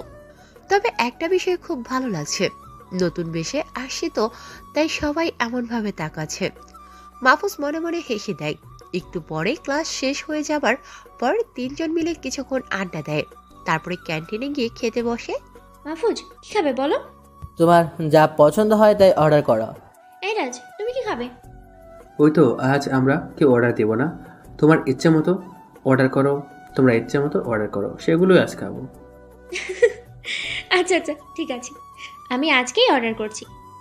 তাই তিনজনে মিলে গল্প করতে থাকে। হঠাৎ করে একটা মেয়ে এসে মাহফুজের সামনে হাঁটু গেড়ে বসে পড়ে, হাতে একটা গোলাপ ফুল। মাহফুজ, আমি তোমাকে অনেক ভালোবাসি, কিন্তু তোমাকে কখনো বলার মতো সাহস পাই নাই। আজ কি যেন হলো আমার, তোমাকে দেখে আরেকবার ফিদা হয়ে গেলাম, তাই কিছু না ভেবে প্রপোজ করলাম। তুমি কি আমাকে ভালোবাসবে? আমি কিছু বলতে যাব, তার আগেই তানহা যা করে বসলো সেটা দেখে তো সবাই অবাক হয়ে গেলাম। তানহা মেয়েটার গালে খুব জোরে দুইটা থাপ্পড় মেরে দিল। মেয়েটা টাল সামলাতে না পেরে ছিটকে পড়ে গেল। তানহার আচরণে মেয়েটা খুব ভয় পেয়ে যায়। তানহা আবার ওকে মারতে যায়, তখনই আমি গিয়ে তানহাকে ধরে ফেললাম, আর মেয়েটা আমার পেছনে গিয়ে লুকালো। এই তানহা, তোমার কি মাথা খারাপ হয়ে গেছে নাকি? এই মেয়েটাকে এইভাবে মারছো কেন? তো মারবো না, কি করব? এই মেয়ের কত বড় সাহস যে তোমাকে প্রপোজ করে! আরে তানহা, এতে তোমার সমস্যা কি হলো? একজন মানুষকে কাউকে ভালো লাগতেই পারে। এই ভালো লাগার অধিকারটা প্রত্যেক মানুষের মধ্যেই রয়েছে, যে অধিকারটা ওই মেয়েরও আছে। তাই বলে কি তুমি ওকে এইভাবে মারবে নাকি? তোমার তো দেখছি দিন দিন মাথা খারাপ হয়ে যাচ্ছে। ওই মেয়েটা আমাকে পছন্দ হয়েছে, তাই ও আমাকে প্রপোজ করছে, কিন্তু আমার তো ওকে পছন্দ হয়নি। এই কথাটা বলার আগেই তো তুমি ওকে ইচ্ছা মতো মারলে। এখন দেখো, মেয়েটা ভয় পেয়ে আমার পেছনে লুকিয়ে আছে। মেয়েটাকে ইশারা দিয়ে চলে যেতে বলি। এ তানহা, মেয়েটা তো এবার চলে গেছে, টেবিলে বসো, খাবার খাবে এখন। এ তানহা, হঠাৎ করে কোথায় চলে যাচ্ছ তুমি? কিন্তু তানহা কোনো কথা শোনে না। এ রে, তানহাকে মনে হয় একটু বেশি বলা হয়ে গেছে। এরকম করে না বললে মনে হয় হতো, কিন্তু মেয়েটা যে কাণ্ড করে বসলো তাতে একটু রাগ হয়ে গেছিল। রাগের মাথায় কী সব বলেছি, ফুল, আজকে দিনটাই খারাপ। এ রাজ, চল বাসায় যাই। তারপর দুজন মিলে কলেজ থেকে বের হয়ে গেলাম। বাড়িতে গিয়ে শাওয়ারটা নিয়ে নিলাম। অনেক সময় ধরে আজ শাওয়ার নিলাম, এখন বেশ ভালো লাগছে। তারপর বিছানায় শরীরটা এলিয়ে দিয়ে ঘুমের রাতে চলে গেলাম। বিকেলবেলা ঘুম থেকে উঠে ক্ষুধা লেগে গেল। ঘরে দেখলাম কোনো খাবার নাই, এদিকে ক্ষুধাটা অনেক লেগেছে। পকেটে হাত দিয়ে দেখলাম অল্প কিছু টাকা আছে, তাই বাসার পাশে দোকানে চলে গেলাম। চাচাকে বলে একটা চায়ের অর্ডার দিলাম। দোকান থেকে একটা পাউরুটি আর কলা নিয়ে খেতে থাকলাম। একটু পরে দেখলাম এই রাস্তা দিয়ে তানহা ওর কয়েকটা বান্ধবীর সাথে এদিকে আসে। এটা দেখে নিজেকে লুকাতে গেলাম, কিন্তু তার আগেই তানহা আমাকে দেখে ফেললো। তারপর বান্ধবীদের সাথে কথা বলতে লাগলো। আচ্ছা শোন, আমার একটু কাজ পড়ে গেছে, তোরা চলে যা এখন, তোদের সাথে আমি পরে কথা বলছি। তানহার বান্ধবীরা চলে যাওয়ার পরে তানহা আমার কাছে চলে আসলো। আমি দোকান থেকে বের হয়ে ওর সামনে গিয়ে দাঁড়ালাম। কি মাহফুজ, তুমি এখানে এই চায়ের দোকানে কি করছো? আর এখন এই কলা পাউরুটি খাচ্ছ কেন? দুপুরের ভাত খাইছো তুমি? আসলে হয়েছে কি, দুপুরে ঘুমিয়ে গিয়েছিলাম। তারপর বিকেলে ঘুম থেকে উঠে দেখি ঘরে কোনো খাবার নাই। পকেটে সামান্য কিছু টাকা ছিল, সেটা দিয়ে হালকা কিছু খেয়ে নিয়েছি। তোমাকে আমি বলেছি যে আমরা খুব ভালো বন্ধু এখন। তোমার ভালো মন্দ এখন থেকে আমি দেবো। আচ্ছা, এখন আমার সাথে চলো। আমি আবার এখন কোথায় যাব? তুমি তোমার মুখটা একটু বন্ধ রাখো তো, সবসময় শুধু আমাকে প্রশ্ন করো। আমি তোমাকে যেখানে নিয়ে যাব তুমি সেখানেই যাবে, আর বেশি কথা বললে তোমাকে যে আমি কি করব সেটা নিজেও জানি না কিন্তু। কি ডেঞ্জারাস মেয়ে রে বাবা, কথায় কথায় শুধু ধমক দেয় আর শুধু শুধু ভয় দেখায়। আর কথা না বলে চুপ করে থাকলাম, কারণ বেশি কথা বললে এই রাগী মেয়েটা কী থেকে কী করে বসবে সেটা নিজেও জানে না। তানহা একটা রিক্সা রাখলো, তারপর দুজনে মিলে সেটাতে উঠে গেলাম। এ মামা, বিগ হাউস রেস্টুরেন্টে চলেন তো। তানহার কথা শুনে চোখ দুটো কপালে উঠে গেল, কারণ এই রেস্টুরেন্টে শুধুমাত্র বড়লোকেরা খাওয়া দাওয়া করে। তানহায় কিছু জিজ্ঞেস করতে যাব, কিন্তু তানহা তো আমাকে চুপ করে থাকতে বলেছে, তাই চুপ করে থাকলাম। একটু পর আমাদের গন্তব্যস্থলে পৌঁছে গেলাম। দুজন মিলে রিক্সা থেকে নেমে পড়লাম। তারপর তানহা রিক্সার ভাড়া মিটিয়ে আমাকে নিয়ে রেস্টুরেন্টের ভিতরে চলে গেল। ভিতরে গিয়ে তো আরও অবাক, ভেতরটা যেন রাজপ্রাসাদ। আরে তানহা, তুমি আমাকে এত বড় একটা জায়গায় নিয়ে আসলে কেন? তোমার তো অনেক টাকা খরচ হবে। এই, তোমাকে এটা বলছি, চুপচাপ আমার সাথে আসো। এত বেশি কথা বলো কেন তুমি, হ্যাঁ? আর টাকা খরচ হলে আমার হবে, তাতে তোমার কি? এখন এই টেবিলটাতে বসো, আর কি খাবে তাই বলো। আরে আমি কিছুই খাবো না, তুমি শুধু শুধু এরকম করছো। তোমাকে এই শেষবারের মতো বলছি, তুমি কিছু খাবে কি না? এ রে, রেগে যাচ্ছে কেন? আচ্ছা, তোমার যা পছন্দ হয় তুমি সেটাই অর্ডার করো। তারপর তানহা ওর নিজের মতো করে অর্ডার করলো। একটু পরে খাবারগুলো চলে আসলো। এমনিতে অনেক ক্ষুধা লেগেছিল, তারপর এত ভালো খাবার দেখে পেটের ক্ষুধাটা আরও বেড়ে গেল। খাবারগুলো খুব মজা করে খেতে লাগলাম। হঠাৎ করে তানহার দিকে চোখ পড়লো, আমার দিকে একদৃষ্টিতে তাকিয়ে আছে। এই তানহা, তোমার আবার কি হলো? এইভাবে আমার দিকে তাকিয়ে আছো কেন? আরে না, কিছু না, এমনিতেই তাকিয়েছিলাম। আচ্ছা, তুমি আগে খাওয়া শেষ করো, তারপর আমার সাথে কথা বলো। সব খাবার শেষ করে ফেললাম। তানহা রেস্টুরেন্টের বিল মিটিয়ে দিল, তারপর আমাকে নিয়ে বের হয়ে হাঁটতে লাগলো। কিন্তু অবাক হলাম যে এটা তো আমাদের বাড়ি ফেরার রাস্তা নয়, তাহলে কোথায় নিয়ে যাচ্ছে? এই তানহা, এটা তো আমাদের বাড়ি ফেরার রাস্তা নয়, তাহলে আমাকে কোথায় নিয়ে যাচ্ছ? হ্যাঁ, ঠিকই বলেছো, এটা আমাদের বাড়িতে ফেরার রাস্তা নয়। এই রাস্তাটা একটা পার্কে চলে গেছে, আর ওখানে একটা লেক আছে। চকবেলা থেকে খুশির সময়গুলো ওইখানেই কাটিয়েছি, তাই আজকেই তোমাকে সেখানেই নিয়ে যাচ্ছি। তানহার কথা শুনে আর না করতে পারলাম না, ওর সাথে রাস্তা দিয়ে হাঁটতে থাকলাম। একটু পর দুজন মিলে পার্কে পৌঁছে গেলাম। পরিবেশটা দেখে আমার মনটা খুশিতে ভরে গেল, কারণ এটা খুব সুন্দর একটা জায়গা, আর লেকটার জন্য আরও সুন্দর দেখা যাচ্ছে। তানহা আমাকে নিয়ে একটা বেঞ্চে বসলো আর গল্প করতে থাকলো। আমরা অনেক ক্লোজ হয়ে বসে গল্প করতে থাকলাম। তানহাকে দেখতে খুব সুন্দর লাগছে, ওকে দেখে ক্রাশ খেয়ে গেলাম। এখনই সঠিক সময় তানহাকে প্রপোজ করার, কিন্তু ফুল তো নাই। পকেটে হাত দিয়ে দেখি একটা কলম আছে। কলমটা বের করে তানহার সামনে হাঁটু গেড়ে বসে পড়লাম। তানহা, আমি তোমাকে খুব ভালোবাসি। আগে তোমার আচরণের কারণে তোমাকে ঘৃণা করতাম, কিন্তু এখন তোমাকে ছাড়া যেন জীবনটার আর চলছেই না। সব সময় তোমার কথা মনে পড়ে। তোমার ছোট ছোট শাসন আমার কাছে খুব ভালো লাগে। প্লিজ আমাকে ফিরিয়ে দিও না। আরে, তুমি কি করছো মাহফুজ? আমিও যে তোমাকে অনেক ভালোবাসি, আর এই দিনটার জন্যই তো অপেক্ষা করছিলাম। আসল কথা বলতে কি জানো, মেয়েরা তাদের মনের কথা বলতে পারে না, তাই তো ছেলেদেরকে প্রপোজ করতে হয়। আর আমিও এই দিনটার জন্যই অপেক্ষা করছিলাম যে কবে তুমি আমাকে প্রপোজ করবে। আর গাধা, এইভাবে কলম দিয়ে কেউ কাউকে প্রপোজ করে নাকি? এটা তো জীবনে প্রথম দেখলাম। এতে আমি কি করতে পারি? আশেপাশে তাকে কোনো ফুল দেখতে পেলাম না, তাই তো উপায় না পেয়ে এই কলম দিয়ে প্রপোজ করলাম। হ্যাঁ, তোমার এরকম বোকামি আর মিষ্টি কথাগুলো আমার খুব ভালো লাগে, কিন্তু এখানে ভেবে প্রপোজ করলে তো হবে না।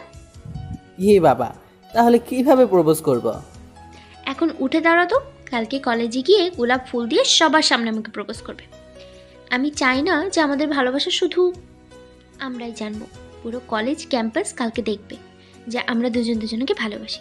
এটা আমি লুকিয়ে রাখতে চাই না। তুমি কালকে আমাদের ভালোবাসার কথা সবার সামনে বলবে। আরে তানহা, এটা আবার কোনো বিষয় হলো নাকি? আমি তোমার জন্য সব কিছু করতে রাজি আছি। হ্যাঁ, কালকে পুরো কলেজের সামনেই তোমাকে প্রপোজ করব। তুমি সঠিক সময়ে কলেজে চলে এসো, দুজনেই আমরা খুব খুশি। তারপরে আরও কিছু সময় পার্কে কাটিয়ে বাসায় চলে আসলাম। মনের ভিতর আলাদা একটা অনুভূতি হচ্ছে। যাক, শেষ পর্যন্ত প্রিয় মানুষটিকে তো আপন করতে পারলাম। আমার আর কিছুই চাই না। কোনো মতে রাতটা পার করে দিয়ে সকালবেলায় কলেজে চলে গেলাম। একটা দোকান থেকে একটা গোলাপ ফুলের তোরা নিয়ে নিলাম। তারপর কলেজে প্রবেশ করলাম, তখনই আমার সামনে তানহা চলে আসলো। আজ তানহাকে দেখতে অনেক খুশি ও সুন্দর লাগছে। তারপর কলেজে সবাইকে উদ্দেশ্য করে বললাম, আপনারা কিছুক্ষণ দাঁড়িয়ে যান, সবাই নিজের জায়গায় দাঁড়িয়ে থাকুন, এখন একটা গুরুত্বপূর্ণ কথা বলতে যাচ্ছি আমি। তারপর তানহার সামনে হাঁটু গেড়ে বসে পড়ে, তানহা, আমি তোমাকে খুব ভালোবাসি। তোমার মনের কালে দিয়ে আমার মধ্যে ভালোবাসা শব্দটি লিখেছি। তোমার সমস্ত ইচ্ছা এখন আমাকে ঘিরে রয়েছে। তুমি এখন আমার স্বপ্নের রানী। তোমাকে ছাড়া আমি একটু বাঁচতে পারবো না। Tanha, I love you. আমি তোমাকে খুব ভালোবাসি আর তোমার সাথে সারা জীবন কাটাতে চাই। কি কি বললি তুই, ছোট লোকের বাচ্চা? তুই আমাকে ভালোবাসিস? কিন্তু আমি তো তোকে ভালোবাসি না, আর কখনো ভালোবাসবো না। নিজের চেহারা কখনো নিজে আয়নাতে দেখেছিস যে তোকে কেমন লাগে? তোর মতো একটা খ্যাতকে আমি ভালোবাসবো, তুই সেটা ভাবলি কি করে? তানহার কথাগুলো শুনে মাটিতে বসে পড়ি। তানহার কথা শুনে মাথা কাজ করা বন্ধ করে দিয়েছে। তানহা, তুমি কি বলছো এসব? এইসব তুমি এমনি এমনি বলছো তাই না? এইসব তো তোমার মনের কথা নয়। বলো না তানহা, তুমি এতক্ষণ যা বললে সব কিছু মিথ্যা বললে। আমি উঠে গিয়ে তানহার হাত ধরে ফেললাম। তানহা, তুমি আমাকে ভালোবাসো, এটা বলো না। কি রে ছোট লোকের বাচ্চা, তোর সাহস হলো কিভাবে আমার গায়ে টাচ করার? বলে পায়ের থেকে জুতো খুলে মাহফুজের দুই গালে দুইটা বসিয়ে দে। এই ছোট লোকের বাচ্চা, তোর সাহস কি করে হয় তুই আমার গায়ে হাত তুলিস? আমার স্ট্যাটাস আর তোর স্ট্যাটাস দেখেছিস একবার? আমার সাথে কি তোর কখনো মানায় বল? আর আমি তো তোকে কখনো ভালোবাসিই নাই। তোর কি মনে আছে যে তোর জন্য আমার বাবা আমাকে থাপ্পড় মেরেছিল? আরে আমার বাবা তো আমাকে কখনো ধমক দিয়েও কথা বলে নাই, আর তোর জন্য বাবা আমাকে দুইটা চড় মেরেছিল। সেদিন থেকেই আমি প্রতিজ্ঞা করেছিলাম যে তোকে উচিত শিক্ষা দেব। এইসব প্রেম তো সব কিছু একটা সাজানোর নাটক ছিল। কিরে লিজা, তোর এদিকে আয়। তানহার কথা মতো ওর বান্ধবীরা এগিয়ে আসে। তানহা আবার বলতে লাগে, এই ছোট লোক শোন, আমার বান্ধবীদের সাথে চুক্তি করেছিলাম যে তোকে উচিত শিক্ষা দেব, না হলে কি লিজাদের সাথে আড্ডা দিয়ে ছেড়ে তোর সাথে দিতাম আমি? এখন তো তোকে তোর প্রাপ্য দিয়েই দিয়েছি। আমার অপমানের পর প্রতিশোধ নেওয়া হয়ে গেছে। তুই তোর জায়গায় থাক এখন থেকে। বলে তানহা ওর বান্ধবীদের সাথে চলে যায়। এসবের পর মাটি থেকে যেন উঠে দাঁড়ানোর শক্তি হারিয়ে ফেলেছি। চোখের পানি ঝর্ণার মতো বেরিয়ে চলছে, বুক ফেটে কান্না আসে। এই কয়দিনে তানহাকে জীবনের থেকেও বেশি ভালোবেসে ফেলেছিলাম, কিন্তু তানহা যে আমার সাথে এমন একটা কাজ করবে এটা কখনো ভাবতেই পারে নাই। চোখের পানিতে সামনের মাটি ভিজে গেছে। কলেজের সবাই মাহফুজের দিকে তাকিয়ে হাসে। তখনই রাজ এসে মাহফুজকে বসা থেকে উঠায়, তারপর চোখের পানিগুলো মুছে দেয়। মাহফুজ রাজকে জড়িয়ে ধরে কাঁদতে শুরু করে দেয়। এই মাহফুজ, এখন একদম কাঁদবি না। আমার তো সেই প্রথম থেকে তানহার উপর সন্দেহ হয়েছিল যে হঠাৎ করে আমাদের সাথে বন্ধুত্ব করতে বসলো, নিশ্চয়ই কোনো প্ল্যান করে এসেছে। আর তুই তো কলেজে মাত্র কয়েকদিন হলো এসেছিস, আর আমি যে এই কলেজে অনেক দিন ধরে আছি। আমি তানহাকে খুব ভালো করেছি, কিন্তু তুই যখন এত অপমান করার পরও ওকে মেনে নিলি, তখন আমি তোর খুশির জন্য আর কোনো কথা বলিনি। যাই হোক, এখন এসব কিছু বলে যা, নতুন করে জীবনটা শুরু কর, আর সবাইকে দেখিয়ে দে তুই কি পারিস আর কি না পারিস। আরে আমি তো দেখিয়ে দিব যে আমি কি পারি আর কি না পারি। আমি যে এই কলেজে ভর্তি হয়েছি ওই জন্য। একজন ওয়ান ম্যান আর্মি কমান্ডো কি পারে সেটা তো কয়েকদিন পরে সবাই বুঝে যাবে। তবে এটা সত্যি যে আমি তানহাকে ভালোবেসে ফেলেছি। ওকে ছাড়া কেমন যেন একটা শূন্যতা বিরাজ করছে, কিন্তু এই মিশনের জন্য ওকে ভুলে থাকতেই হবে। তারপর যখন আমার পরিচয় দেব তখন সবার চোখ কপালে উঠে যাবে। আচ্ছা রাজ, এখন ক্লাসে চল, সময় হয়ে গেছে। তারপর দুজন মিলে ক্লাসে চলে গেলাম। অপরদিকে তানহা ওর বান্ধবীদের সাথে হাসিতে মেতে উঠেছে। আরে লিজা, আজকে আমি অনেক খুশি জানিস তো। এই খ্যাটটাকে শিক্ষা দিতে পারে আমার যে কি ভালো লাগছে সেটা তোকে বলে বোঝাতে পারবো না। ওর জন্য বাবা আমাকে থাপ্পড় মেরেছে, আর সেটার প্রতিশোধ খুব ভালো করে নিলাম। আচ্ছা চল, তোর ক্লাসে সময় হয়ে গেছে। তারপর সবাই মিলে ক্লাসে চলে যায়। ক্লাস শেষ হয়ে গেলে মাহফুজ আর রাজ বের হয়ে ওদের আড্ডায় বসে, তারপর গল্প করতে থাকে। দেখ মাহফুজ, আজ যা কিছু হলো সব ভুলে যা। আর হ্যাঁ, বাসায় গিয়ে কিন্তু কোনো উল্টাপাল্টা কিছু করবি না। এ রাজ, তুই ঠিক কি বলতে চাইছিস রে? দেখ মাহফুজ, এর আগেও অনেক দেখেছি যে প্রেমে ব্যর্থ হলে সুসাইড করে, তাই তোকে নিয়ে আমার ভয় হচ্ছে। তুই আবার এমন কিছু করে বসবি না। আচ্ছা রাজ, তুই কি পাগল হয়ে গেছিস নাকি? ওসব উল্টাপাল্টা কাজ যারা করে তারা একদম পাগল। নিজের জীবনকে নিজে শেষ করে দেওয়া কি এত সহজ নাকি? তোর কোনো চিন্তা নাই, আমি এমন কোনো কাজ করব না। আচ্ছা চল এখন বাসায় চলে যাই, তারপর দুজনে মিলে বাসায় থেকে রওনা দেই। আমি বাসায় গিয়ে ফ্রেশ হয়ে খেয়ে নেই, তারপর একটানা বিকাল পর্যন্ত ঘুম দেই। হঠাৎ করে আমার ফোনটা বেজে ওঠে। ফোনটা রিসিভ করতেই ওপাশ থেকে একটা ছেলে বলে ওঠে, স্যার, একটা গুরুত্বপূর্ণ খবর আছে। আপনার ফ্রেন্ড সিআইডি অফিসার রিশা, যারা ভুল করে তুলে নিয়ে গিয়েছিল, তারা এখনও ম্যাডামকে ছেড়ে দেয় নাই। এদিকে সিআইডি টিম তো পুরোপুরিভাবে খোঁজ করা শুরু করে দিয়েছে। আমাদের কমান্ডো টিমের হেড আপনাকে দায়িত্ব দিয়েছে রিশা ম্যাডামকে মুক্ত করে নিয়ে আসার জন্য, সেটা যেভাবেই হোক। আচ্ছা ঠিক আছে, আমি দেখছি বিষয়টা। তারপর ফোনটা কেটে দিলাম। মাথায় তো আকাশ ভেঙে পড়লো। আমি তো ভেবেছিলাম যে রিশাকে ওরা ছেড়ে দিয়েছে, কারণ ওরা আমাকে ধরতে এসেছিল। কিন্তু এখন কী যে করি এখন?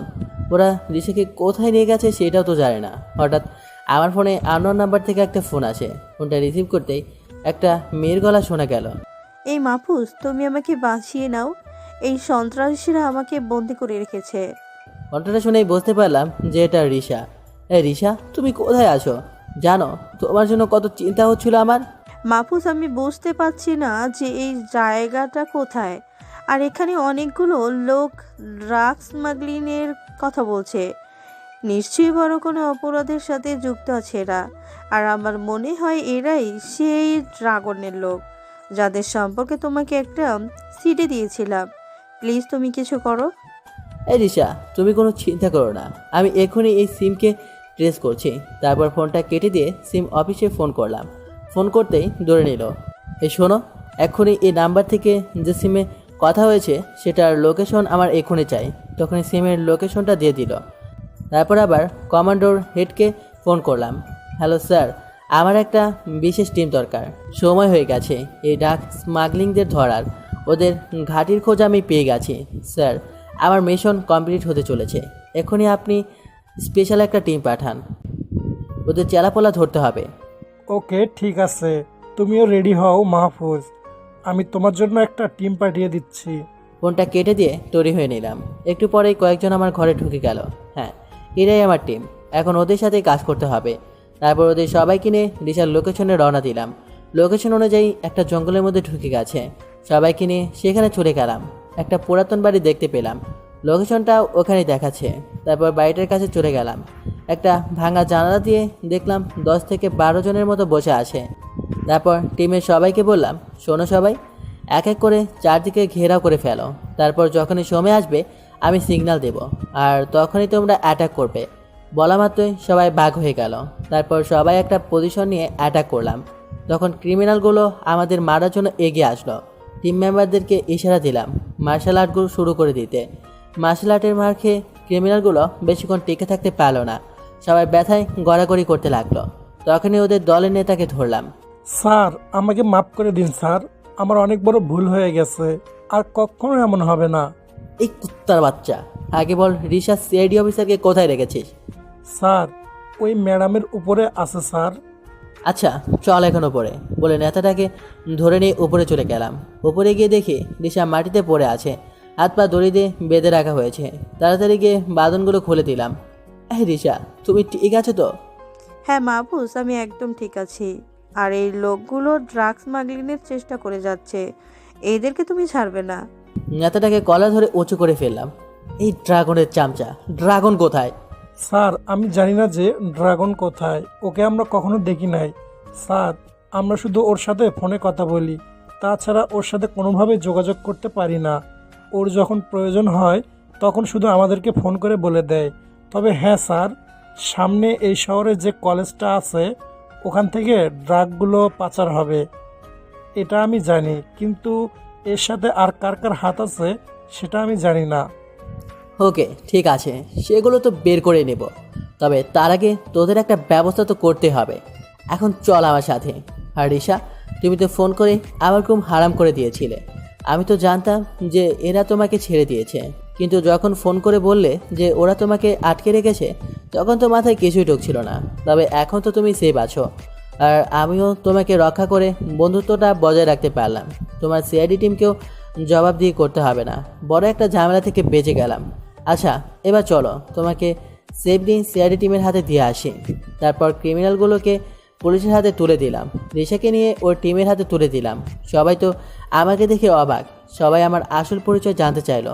তখন আমি তাদেরকে আমার কমান্ডোর পরিচয় আর মিশন সম্পর্কে জানালাম। তখন তারা আশ্বস্ত হলো। তারপর সবার কাছ থেকে বিদায় নিয়ে বাসায় চলে আসলাম। বাসায় একা থাকায় তানহার ব্যবহারগুলো মনে পড়ে গেল। মনটা আবার অনেক খারাপ হয়ে গেল। যতই আমাকে অপমান করুক, জীবনের প্রথম তো তানহাকেই ভালোবেসেছিলাম। এখন একা থাকলে মনটা আরও খারাপ হয়ে যাবে। তাই রাজকে ফোন দিলাম। হ্যালো রাজ, পার্কের পাশে নদীর ধারে আসতো, মনটা খুব খারাপ লাগছে। ফোনটা কেটে দিয়ে নদীর পাড়ে চলে গেলাম। একটু পরে রাজ এসে মাহফুজের পাশে বসলো। দেখে মাহফুজ মনমরা হয়ে বসে আছে। কিরে মাহফুজ, এভাবে মন খারাপ করে বসে আছিস কেন? তোর কি হয়েছে বলতো? সেই তানহা অপমান করার পর থেকে তুই এভাবে আছিস। তুই ওকে ভুলে যা, না হলে আর কতদিন এভাবে নিজের মনকে কষ্ট দিবি? আরে ভাই, আমি নিজের মনকে কোনো কষ্ট দিচ্ছি না। আমি তো তানহাকে ভুলে থাকার চেষ্টা করতেছি, কিন্তু কিছুতেই ওর সাথে কাটানোর সময়গুলো ভুলতে পারছি না।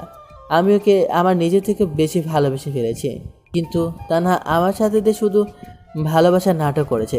সেটা আমি বুঝতে পারিনি রাজ। আমিও চালাকি ধরতে পারি নাই। তানহা যে প্রতিশোধের জন্য আমার সাথে এইরকম করবে, সেটা আমি কখনোই ভাবতে পারি নাই। এখন তুই এই তানহার কথাটা বাদ দে তো। ওর কথা শুনলে এখন আমার রাগ হচ্ছে। আর ভাই, মানুষ একটু অহংকারী হতে পারে যদি তার বাবার টাকা থাকে, কিন্তু একজনের মন নিয়ে একটা মানুষ কীভাবে খেলতে পারে?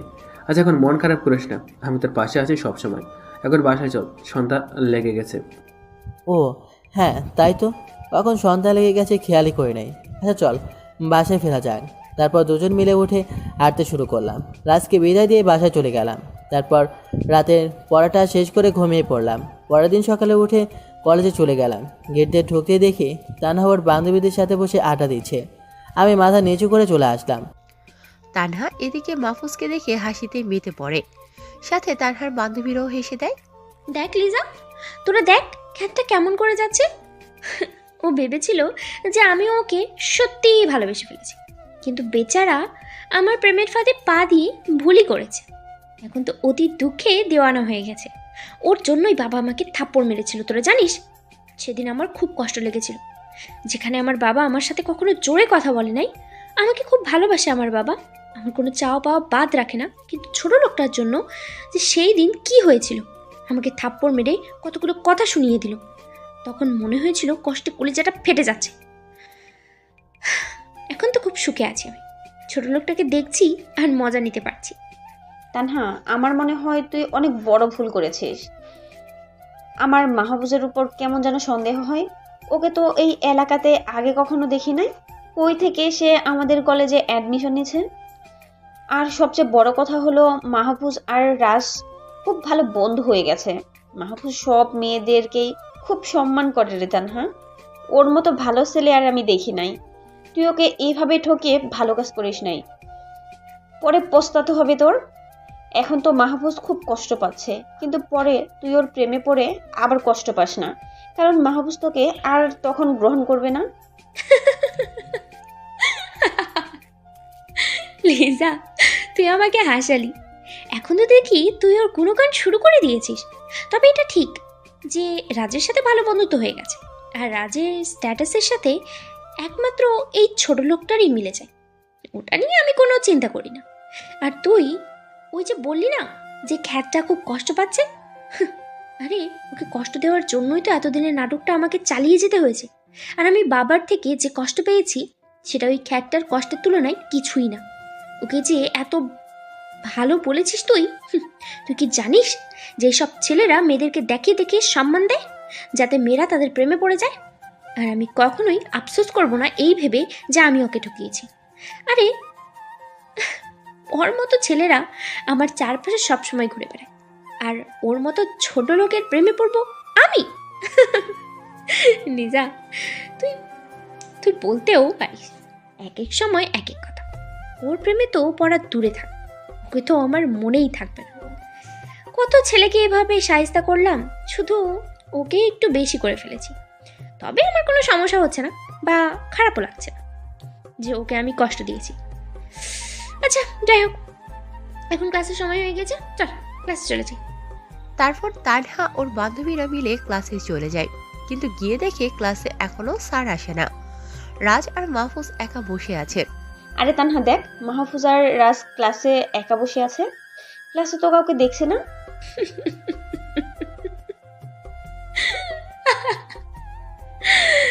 বুঝলি রে লিজা, এটাই হলো কাটা গায়ে নুনের ছিটা দেওয়ার চরম সময়।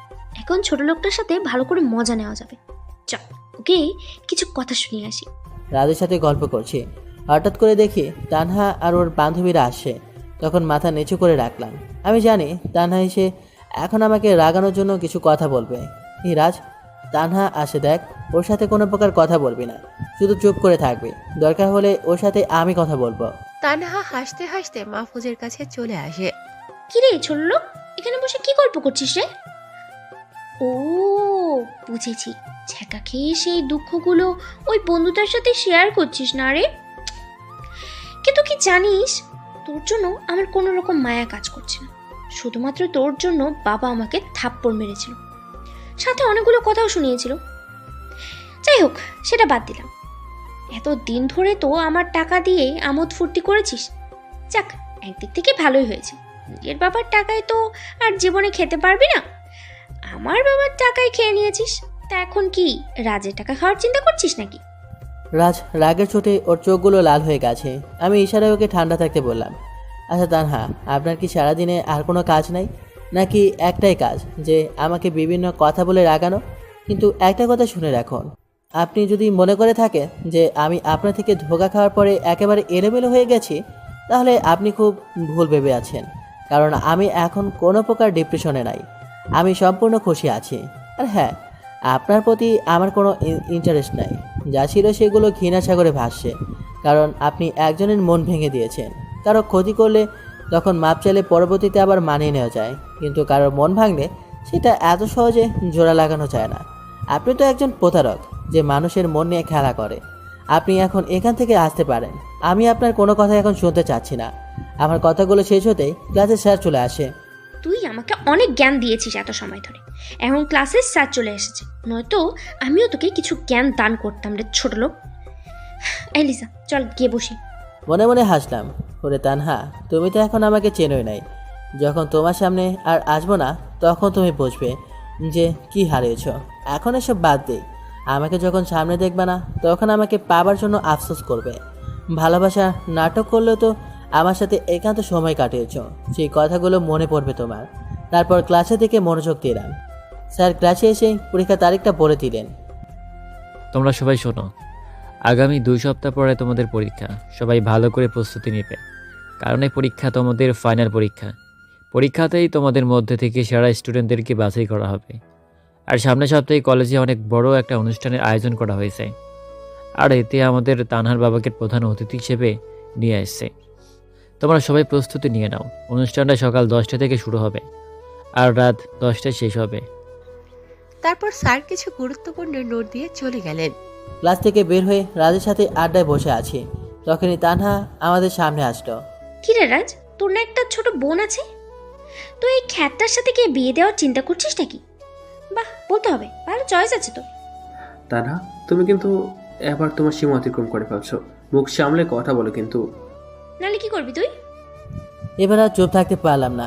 ওই তানহা, আপনার কি মাথার তার ছিঁড়ে গেছে নাকি? বেহুদা আমাদের সাথে গায়ে পড়ে ঝগড়া করতে আসেন? আপনার কি লজ্জা বলতে কিছুই নাই, নাকি সব লজ্জা সরম পানি দিয়ে গুলি খেয়ে ফেলেছেন? আপনি এখান থেকে যান তো। রাজ, তুই চলে আয় তো এখান থেকে, যত পাগলের আড্ডাখানা এখানে। তানহা তখনই একটা কথা বলবে, কিন্তু তানহাকে সুযোগ না দিয়ে রাজকে নিয়ে চলে আসলাম। কি, আমাকে ওই খ্যাতটা পাগল বললো, মাথা তার ছেড়ে বললো? ওরে, তোকে তো আবার উচিত শিক্ষা দেবো আমি।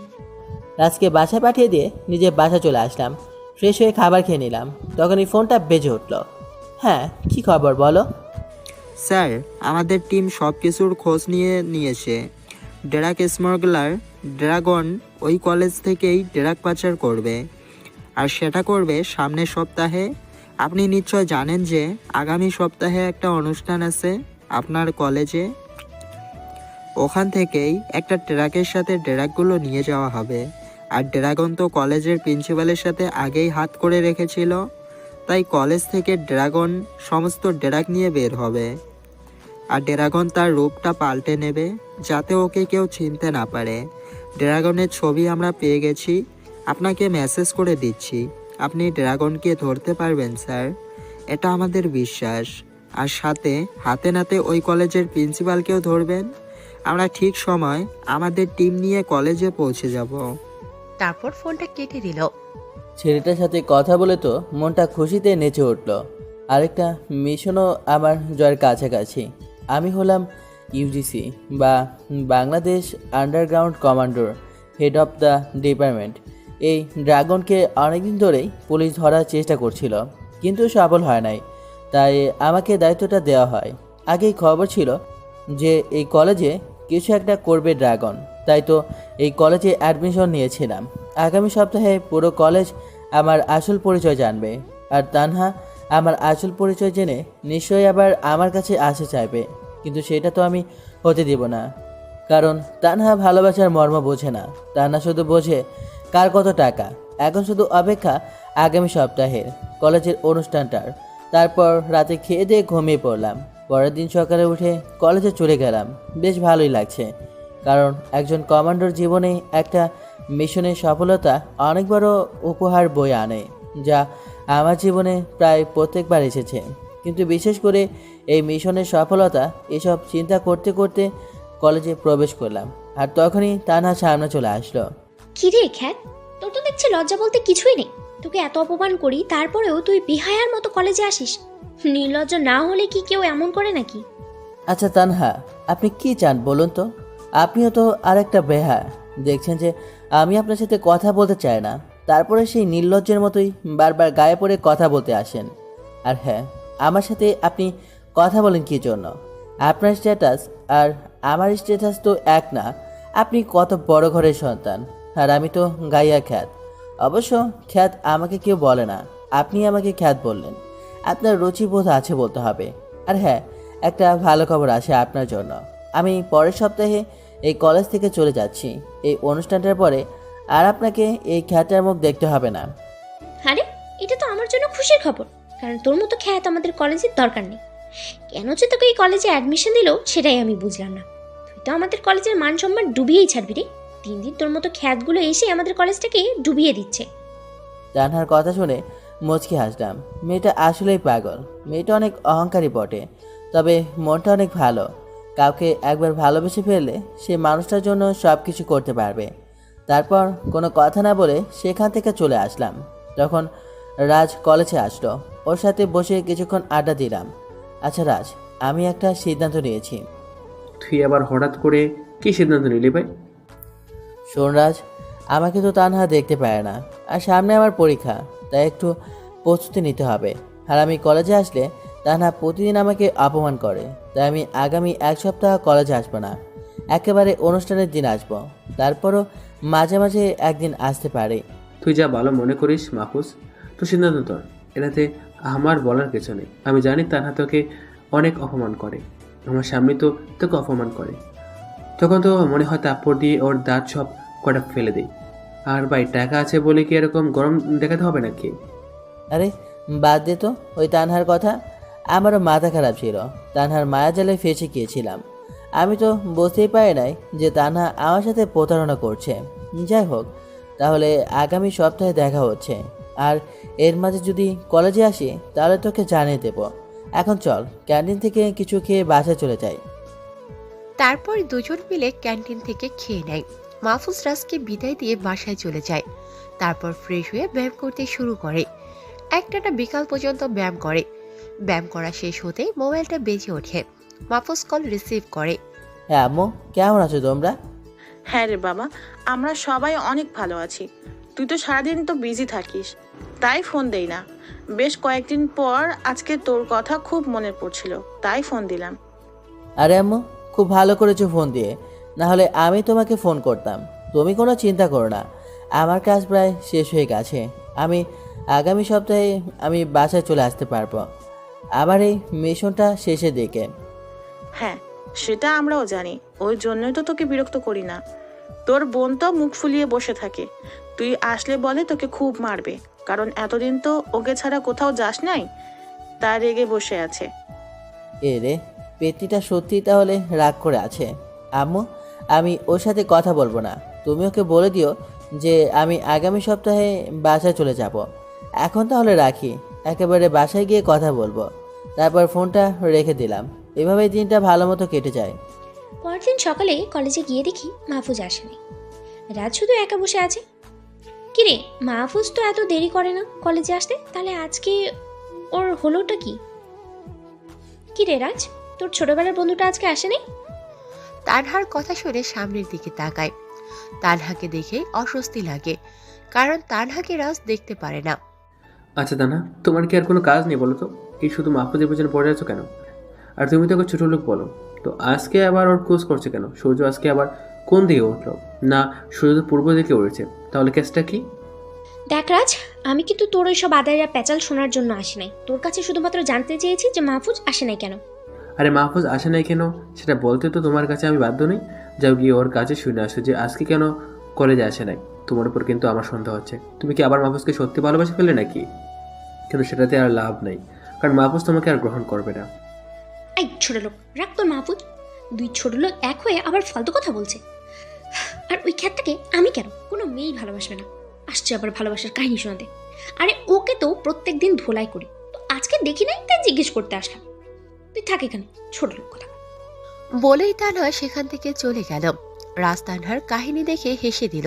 আসলে মাথায় তার সব কাটা ছেঁড়া আছে। হ্যাঁ, তুমি মনটা অনেক ভালো, বিপরীত দেমাগটা একটু বেছে। রাজের সাথে কথা বলে মুডটাই খারাপ হয়ে গেল। বলে কিনা আমি ছোট লোকটাকে ভালোবেসে ফেলেছি। আরে ওটাকে কোনো মেয়ে পাত্তাই দিবে না। তারপর ওর বান্ধবীদের সাথে বসে আড্ডা দিতে থাকে। এভাবে দিনটা কেটে যায়। পরদিন তানহা কলেজে আসে, বাট আজকেও মাহফুজকে দেখতে পায় না। তানহার মনে তো একটু খারাপ লাগা কাজ করছে। কিরে, খ্যাতটা কোথায় উদ্ধার হয়ে গেল? কোনো সমস্যা হয়নি তো আবার? তোর আমি আবার ওকে নিয়ে ভাবছি কেন? আমার মাথাটা মনে হয় খারাপ হয়ে গেছে। ওই ছোট লোকটাকে নিয়ে এত ভাবতেছি কেন আমি?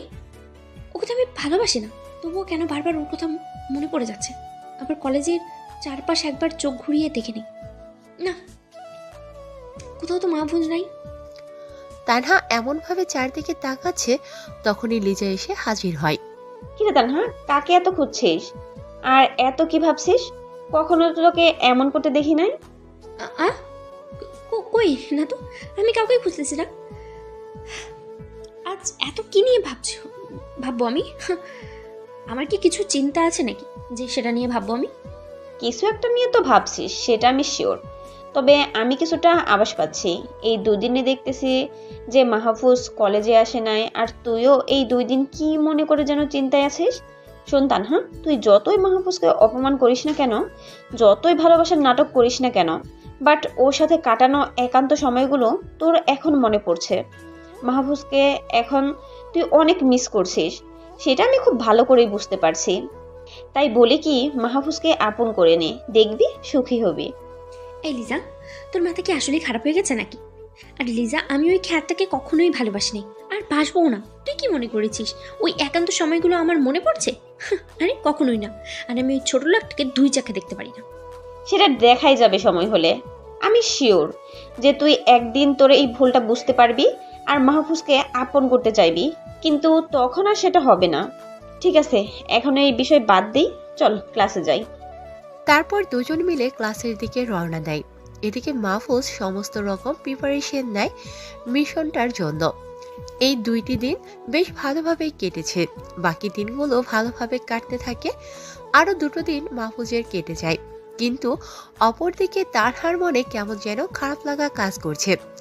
কিছু যেন একটা হারিয়ে ফেলেছে সে। সব সময় কিছু একটা নিয়ে ভাবতে থাকে, কিন্তু সে বুঝতে পারছে না যে কি হয়েছে তার। 5 দিন পর মাহফুজ কলেজে যায়। তারপর রাজের সাথে আড্ডা দিতে থাকে। তানহা কলেজে এসেই দেখতে পায় যে মাহফুজ এসেছে। মনের অজান্তেই মুখ দিয়ে আনন্দের হাসি বেরিয়ে যায়। তানহা বুঝতে পারে না যে মাহফুজকে দেখে তার এমন ভালো লাগা কাজ করছে কেন। তানহা সেখানে বেশি সময় দাঁড়িয়ে না থেকে চলে যায়। মাহফুজ আর রাজ হেসে হেসে গল্প করতে থাকে। জানিস মাহফুজ, তানহা সেদিন তোর কথা জিজ্ঞেস করছিল, কিন্তু বুঝলাম না হঠাৎ করে তোর কথা জিজ্ঞেস করছিল কেন। এ ভাই, এসব বাদ দে তো তুই, এখন আড্ডা দে। আরও কিছুক্ষণ আড্ডা দিয়ে কলেজ থেকে চলে গেলাম। দেখতে দেখতে অনুষ্ঠানের দিনটা চলে আসলো। আমিও পুরো রেডি হয়ে কলেজে চলে গেলাম। কলেজে ঢুকে দেখি অনেক বড় আয়োজন করছে। কলেজের সামনে একটা মঞ্চ বসানো হয়েছে আর সবার জন্য চেয়ার দেওয়া হয়েছে। আমি রাজকে নিয়ে শেষে চেয়ারে বসে গেলাম।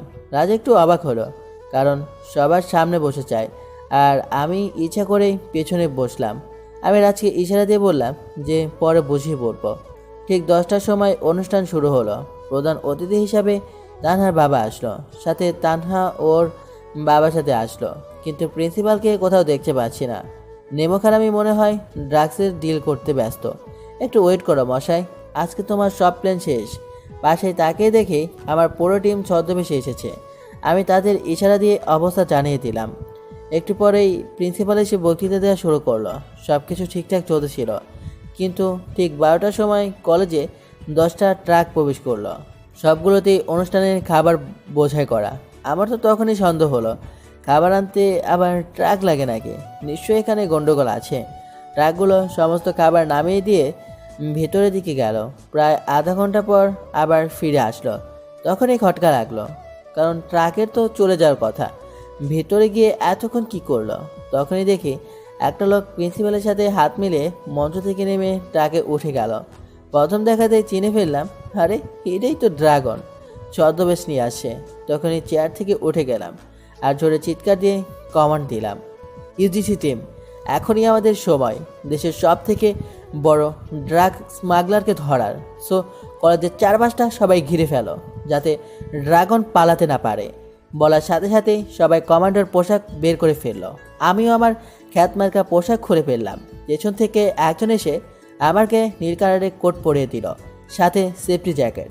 আমার কমান্ড শুনে তো পুরো কলেজ হাঁ করে তাকিয়ে আছে আমার দিকে। কেউ কিছুই বুঝতে পারছে না। রাজু আমার দিকে হাঁ করে তাকিয়ে আছে, আর কমান্ডো টিম পুরো কলেজকে ঘিরে ফেলেছে। আমি মঞ্চে গিয়ে মাউথ হাতে নিলাম। হ্যালো লেডিস অ্যান্ড জেন্টলম্যান, আপনাদের সবার দৃষ্টি আকর্ষণ করছি। আমি আপনাদের কলেজে একটা গোপনীয় মিশনে এসেছিলাম।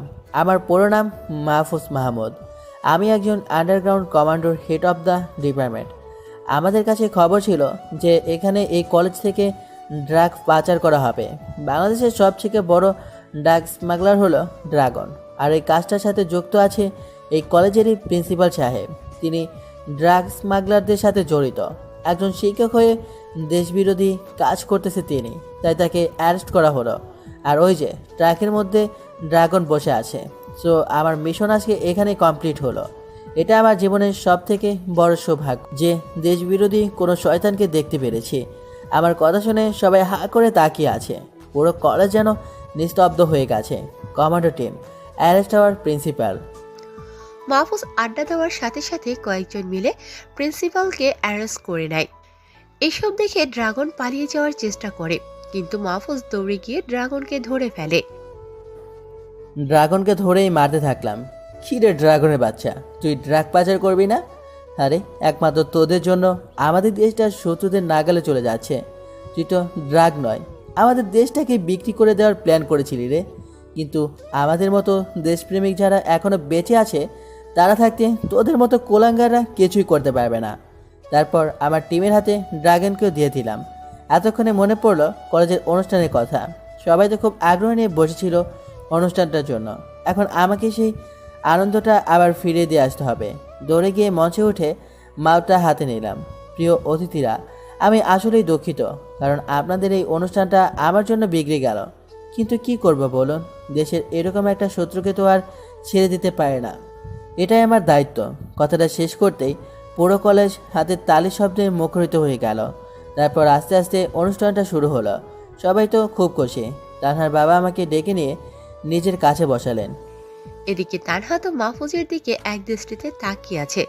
কি থেকে কি হয়ে গেল কিছুই তো মাথাতে ঢুকছে না। মাহফুজকে কেন জানি খুব মিস করে এখন। কয়েকদিন যাবৎ মাহফুজ কলেজে আসছিল না, তাই তো তানহার যেন মনে হচ্ছিল কি যেন হারিয়ে ফেলেছে। তানহা মাহফুজকে যতই ঘৃণা করতো না কেন, এই কয়েকদিনে নিজের অজান্তেই ভালোবেসে ফেলেছে। অনুষ্ঠান শেষ হওয়ার পর তানহা ওর বাবার সাথে চলে যায়। অনুষ্ঠান শেষ হলে স্টেজ থেকে নেমে আসলাম। রাজ আমার কাছে দৌড়ে চলে আসলো। স্যার, আপনি এখানে একটা মিশনের জন্য এসেছেন, আর আমি আপনার সাথে কি না এরকম ব্যবহার করেছি? এ রাজ, তোর মাথা কি খারাপ হয়ে গেছে নাকি? আমি যতই কোনো অবিচার হই না কেন, আমাকে তুই করেই বলবি। হ্যাঁ, এটা ঠিক আছে যে আমি তোর থেকে বড়, কিন্তু সেটা কোনো ম্যাটার করে না। আমরা এখন খুব ভালো বন্ধু হয়ে গেছি, সো আমার নাম ধরেই রাখবে।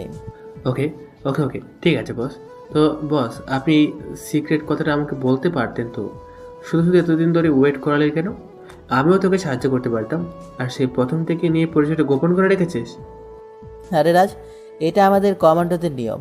আমি হলাম একজন আন্ডারগ্রাউন্ড কমান্ডো। নিজেদের পরিচয় সম্পূর্ণ গোপন করে মিশনে নামতে হয় আমাদের। আর মিশন শেষ না করা পর্যন্ত আড়ালেই থাকি। এখানে এসে তো তুই আমার সাথে প্রথম বন্ধুত্বের হাত বাড়িয়ে দিলি। জানিস, তখন আমি খুব খুশি হয়েছিলাম, কারণ কোনো খ্যাত মানুষের কেউ বন্ধু হয় না। আমি পরীক্ষার আগের দিন পর্যন্ত এখানে থাকবো, তারপর চলে যাব। ততদিন তোর সাথে পুরো এলাকাটা ঘুরে বেড়াবো। আচ্ছা, এখন চল, তোকে বাড়িতে পৌঁছে দিয়ে আসি। তারপর মাহফুজ আর রাজ মিলে বেরিয়ে পড়ে। তানহা নিজের বাবার সাথে বাড়িতে চলে যায়। তারপর রমি গিয়ে বিছানায় বসে পড়ে। কিছুই তো মাথায় ঢুকছে না। মাহফুজকে খ্যাত ছোট লোক বলে কত অপমান করলাম, ওকে কি না কি ভেবেছিলাম, আর কি বের হলো ওর পরিচয়। তানহা কিছুই বুঝতে পারছে না, তাই বাবার কাছে চলে যায়। গিয়ে দেখে বাবা রুমেই বসে আছে। আচ্ছা বাবা, তোমার কাছে আমি একটা প্রশ্ন জিজ্ঞেস করব? হ্যাঁ মা, কি জানতে চাস বল। বাবা, মাহফুজ তো একটা খ্যাত আর ছোট লোক, ওকে তো আমি পছন্দ করতাম না, সবসময় ওকে অপমান করতাম, কিন্তু আজকে তো কিছুই বুঝতে পারলাম না। আর সেদিন ওই ছোট লোকটার জন্য আমাকে থাপ্পড় পর্যন্ত মারলে। এই তানহা, তুই কাকে খ্যাত বলছিস? তুই কি শুনতে পাস নাই যে মাহফুজ কি বলল তখন? আরে মাহফুজ হলো একজন আন্ডারগ্রাউন্ড কমান্ডো। এখানে এই মিশনে এসেছিল। আমার কাছে আগেই একটা ফোন এসেছিল যে এখানে মাহফুজ আসবে, ওর সমস্ত দায়িত্ব যেন আমি নেই। কিন্তু দুর্ভাগ্যবশত ওকে আমি চিনতাম না। পরে যখন তোর কথা মতো কলেজে ওকে অ্যারেস্ট করতে গেলাম, তখন আমার ফোনে একটা ফোন এসেছিল। আর ফোনের ওপাশে কে ছিল জানিস? আমাদের দেশের প্রধানমন্ত্রীর কমান্ডো প্রধান, যে কিনা এই মিশনটা নিয়ে কাজ করছিল। আমাকে বলল, যদি এমপির দায়িত্বটা হারাতে না চাও তাহলে এই ছেলেটাকে ছেড়ে দাও। আর আমার কাছে মাহফুজের পরিচয় বলে দিল। তখনই আমার অবস্থা খারাপ হয়ে গেছিল, আর তোর ওপর খুব রাগ হয়েছিল, তাই তো চড় মেরেছিলাম। বাবা, তুমি কি বলছো এসব? বাবার কথা শুনে যেন তানহার পায়ের নিচ থেকে মাটি সরে যায়। কপালে ঘাম জমতে শুরু করে। বাবার একটা কথা শুনে বড় বড় ধাক্কা খেতে থাকে। কিন্তু বাবা, আমি যে অনেক বড় একটা ভুল করে ফেলেছি। সেদিন তো কলেজে মাহফুজ কোনো দোষই করেছিল না, আমি ওকে বিরক্ত করছিলাম, তারপর তোমাকে মিথ্যে বলে পুলিশ আনি। কিন্তু তুমি যখন ওর জন্য আমাকে চড় মারলে, তখন আমার খুব খারাপ লেগেছিল। আমি অহংকারে ফেটে পড়েছিলাম আর প্রতিজ্ঞা করেছিলাম যে ওকে শাস্তি দেব। তাই পরে ওর সাথে প্রেমের নাটক করা শুরু করি আর ওকে আমার মোহে আবদ্ধ করে ওর জীবন থেকে সরে যাই। আমি অনেকগুলো ভুল করেছি আর অন্যায় করেছি। আগে ওকে দেখতে পারতাম না, কিন্তু এখন নিজের অজান্তে ওকে ভালোবেসে ফেলেছি। কিন্তু মাহফুজ কি এখন আমাকে মেনে নেবে? কারণ ওর মনটা তো আমি ভেঙে দিয়েছি। সেটা আমি জানি না রে তানহা, তবে একটা বিষয় জানি, মাহফুজ খুব ভালো ছেলে, সবার সাথে খুব ভালো করে মিশে যেতে পারে, সবাইকে খুব ভালো সম্মান দেয়। এই যুগে এইরকম ছেলে আরেকটা মেলে না সহজে। আর তুই তো ওর মনটাই ভেঙে দিয়েছিস। কারো মন ভাঙলে সহজে সেটা জোড়া লাগে না। হ্যাঁ, যদি পারিস তাহলে পায়ে ধরে ক্ষমা চাইবি। এখানে আমার কিছু বলার নাই। বাবা, আমি জানি যে মাহফুজ আমাকে মেনে নেবে, কারণ এখন মাহফুজও আমাকে অবহেলা করেছে। আমি ওকে ছাড়া এখন বাঁচতে পারবো না। এটা আমি কি করলাম? মাহফুজ এত বড় একজন মানুষ হয়েও কখনো নিজের অহংকার দেখালো না। ইচ্ছে করলেই তো আমার থেকে প্রতিশোধ নিতে পারতো, কিন্তু সেটা মাহফুজ করে নাই, বরং মাথা নিচু করে আমার সব রকম অপমান সহ্য করে গেছে। এখন আমি মাহফুজকে ছাড়া তো বাঁচতে পারবো না। মনের অজান্তে ওকে ভালোবেসে ফেলেছি, এখন ওকে ছাড়া শূন্যতা বিরাজ করছে। বলে কাঁদতে থাকে। এক সময় ঘুমিয়ে যায়। এদিকে মাহফুজ বাসায় গিয়ে ল্যাপটপ অন করে, তারপর নেট থেকে ওর আম্মুকে ফোন করে। এ আম্মু, কেমন আছো তোমরা? সত্যি তোমাদের সাথে অনেকদিন পর কথা হচ্ছে। আরে আমরা তো অনেক ভালো আছি। তো তোর মিশনের কি অবস্থা? আম্মু, এটা তো অনেক বড় খুশির একটা ব্যাপার, কারণ আজকে আমার মিশনটা কমপ্লিট হয়েছে। কিন্তু আমি ভাবতে পারছি না যে কলেজের প্রিন্সিপাল এই ড্রাগস স্মাগলিংয়ের মতো জঘন্য অপরাধ করেছে। শিক্ষকরা যদি এগুলো করতে পারে তাহলে দেশের অবকাঠামো কোন জায়গায় গিয়ে দাঁড়াবে? কি বলিস কি তুই? একজন কলেজের টিচার হয়ে এই অন্যায় কাজ করেছে। ওকে তো ফাঁসির দড়িতে ঝোলানো উচিত। আরে আম্মু, ড্রাগনকে অ্যারেস্ট করে ফেলেছি, যে কিনা সমস্ত নাটের গোড়ো। সমস্ত ড্রাগ তো ওর হাত দিয়েই পাচার হয়। ওটাকে আমি ধরে ফেলেছি। আর হ্যাঁ, বাসায় আগামী সপ্তাহে চলে আসছি। কোনো টেনশন করো না। এখন ফোনটা রাখি, পরে কথা বলবো। তারপর ফোনটা কেটে দিয়ে ঘুমিয়ে পড়লাম। পরের দিন সকালে উঠে কলেজে চলে গেলাম, কিন্তু আজকে কোনো ক্লাস করার জন্য না, আজকে সবার সাথে পরিচিত হওয়ার জন্য। কলেজে গিয়ে দেখি রাজ আমার আগে এসে গেছে। ওকে দেখে খুব খুশি হলাম। তারপর ওর পাশে গিয়ে বসে আড্ডা দিতে লাগলাম। কলেজের ছেলেমেয়েরা এসে আমার সাথে পরিচিত হয়ে গেল। সবার সাথে হাত মিলালাম। এখন একটা বিষয় মনে হলো, যখন নিজের পরিচয়টা দিয়ে নাই তখন কেউ কথা বলতে আসে নাই, কিন্তু এখন আমার পরিচয় জেনে সবাই কাছে চলে আসলো আর সম্মানও জানাচ্ছে। কি আজব দুনিয়া রে। রাজ আর মাহফুজ বসে গল্প করতে লাগলো আর হাসাহাসি করতে থাকলো। এদিকে তানহা কলেজে এসেই দেখলো যে মাহফুজ বসে আছে। তানহা মুস্কি হেসে দিল। মাহফুজের কাছে এসে বসে পড়ল। কেমন আছো তুমি মাহফুজ? তানহার এরকম আচরণ দেখে অবাক হয়ে গেলাম। কি হলো তানহা, তুমি এরকম গায়ের সাথে মিশে বসলে কেন? আরে তুমি তো আমার বয়ফ্রেন্ড, দুজন দুজনকে খুব ভালোবাসি, তো তুমি এমন করছো কেন? তুমিও তো আমাকে অনেক ভালোবাসো। এই, তোমার কি মাথা খারাপ হয়ে গেছে নাকি? কই থেকে এসে গায়ের সাথে মিশে বসো, আবার অধিকার খাটাচ্ছ? তোমার জন্য আমার মনে এখন কোনো জায়গা নাই। তুমি আমার আগে থেকেই মন ভেঙে দিয়ে বসে আছো। মাহফুজ, আমি তোমাকে খুব ভালোবাসি, বিশ্বাস করো। তোমাকে ছাড়া বাঁচতে পারবো না। আমিও তোমাকে দেখতে পারতাম না। এসব করেছিলাম প্রতিশোধ নেওয়ার জন্য, কিন্তু এখন তোমাকে ছাড়া কোনো কিছুই চিন্তা করতে পারছি না। প্লিজ আমাকে একটা শেষ সুযোগ দাও। সেটা সম্ভব নয়। তোমার ওপর থেকে সমস্ত বিশ্বাস উঠে গেছে আমার।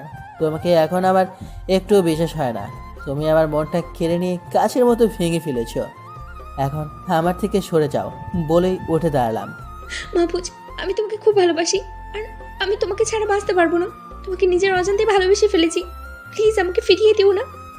নিজের পাটা ছাড়িয়ে নিয়ে রাজের সাথে চলে আসলাম, কারণ এসব কাহিনী দেখার সময় আমার আর নাই। এসব অনেক দেখেছি। আমাকে আবার নতুন করে ফাঁদে ফেলানোর চেষ্টা করছে, কিন্তু আমি তো সেই সুযোগ আর দেবো না। রাজকে নিয়ে নদীর তীরে চলে আসলাম। তারপর দুজন বসে পড়লাম। আচ্ছা রাজ, মানুষ কি পৃথিবীতে নিজের স্বার্থ ছাড়া কিছুই বোঝে না নাকি? আমি যখন সাধারণভাবে ছিলাম তখন আমাকে কোনো পাত্তাই দেয় নাই, কত কিছু বলে অপমান করেছে। আর যেই না আমার পরিচয় জেনেছে তখনই আমার কাছে ভালোবাসার দাবি নিয়ে চলে এসেছে। মাহফুজ, দুনিয়াটা বড় অদ্ভুত। নিজের স্বার্থ ফুরিয়ে গেলেই সে ছেড়ে চলে যাবে। তা না হয়তো সেটা ব্যতিক্রম কিছু করে নেই, তোর সাথে ভালোবাসার নাটক করে চলে গেছে। আচ্ছা এখন চল বাসায় চলে যাই। তারপর দুজন মিলে বাসায় চলে গেলাম। এইভাবে কয়েকটা দিন চলে গেল। তা না আমার কাছে অনেকবার এসেছে, কিন্তু আমি ওকে পাতা দিই নাই। তারপর পরীক্ষার দিন চলে আসলো। কলেজে চলে গেলাম, কিন্তু তানহাকে কোথাও দেখতে পেলাম না। কি ব্যাপার, কি হয়েছে? তানহা তো কখনো দেরি করে কলেজে আসে না, কিন্তু একটু পরেই কলেজে একটা কালো কালারের গাড়ি প্রবেশ করলো। গাড়ি থেকে একটা মেয়ে নামলো। প্রথমে তো চিনতেই পারলাম না, তবে একটু পরেই তো চোখ চড়ক গাছ। আরে এটা তো তানহা। নিজের শরীরের কি অবস্থা করেছে! চোখের নিচে কালো দাগ পড়ে গেছে, শরীরটা যেন শুকনো কাঠ হয়ে গেছে। তানহা আমার দিকে একবার তাকালো, চোখে চাহিনিতে অসহায়ের ছাপ, কিন্তু আমি ওর চোখে চোখ রাখতে পারলাম না। মাথাটা নিচু করে ফেললাম। তারপর তানহা পরীক্ষা হলে প্রবেশ করলো। তারপর আজকে পরীক্ষা হলে চলে যেতে বললাম। পরীক্ষা হয়ে গেলে রেজাল্টের পর চলে যাব বাড়িতে। সে কয়দিন এখানেই রাজের সাথে থাকবো। শিক্ষকরা আমাকে নিয়ে গেস্ট রুমে বসালেন। তারপর সমস্ত খাবারের আয়োজন করলো। আমি শুধু অবাক হয়ে তাকিয়ে থাকলাম, কারণ আমার মোটেও ক্ষুধা নাই। এসব কি এখন আমি খেতে পারবো নাকি? আরে স্যার, আপনারা কি করছেন এগুলো?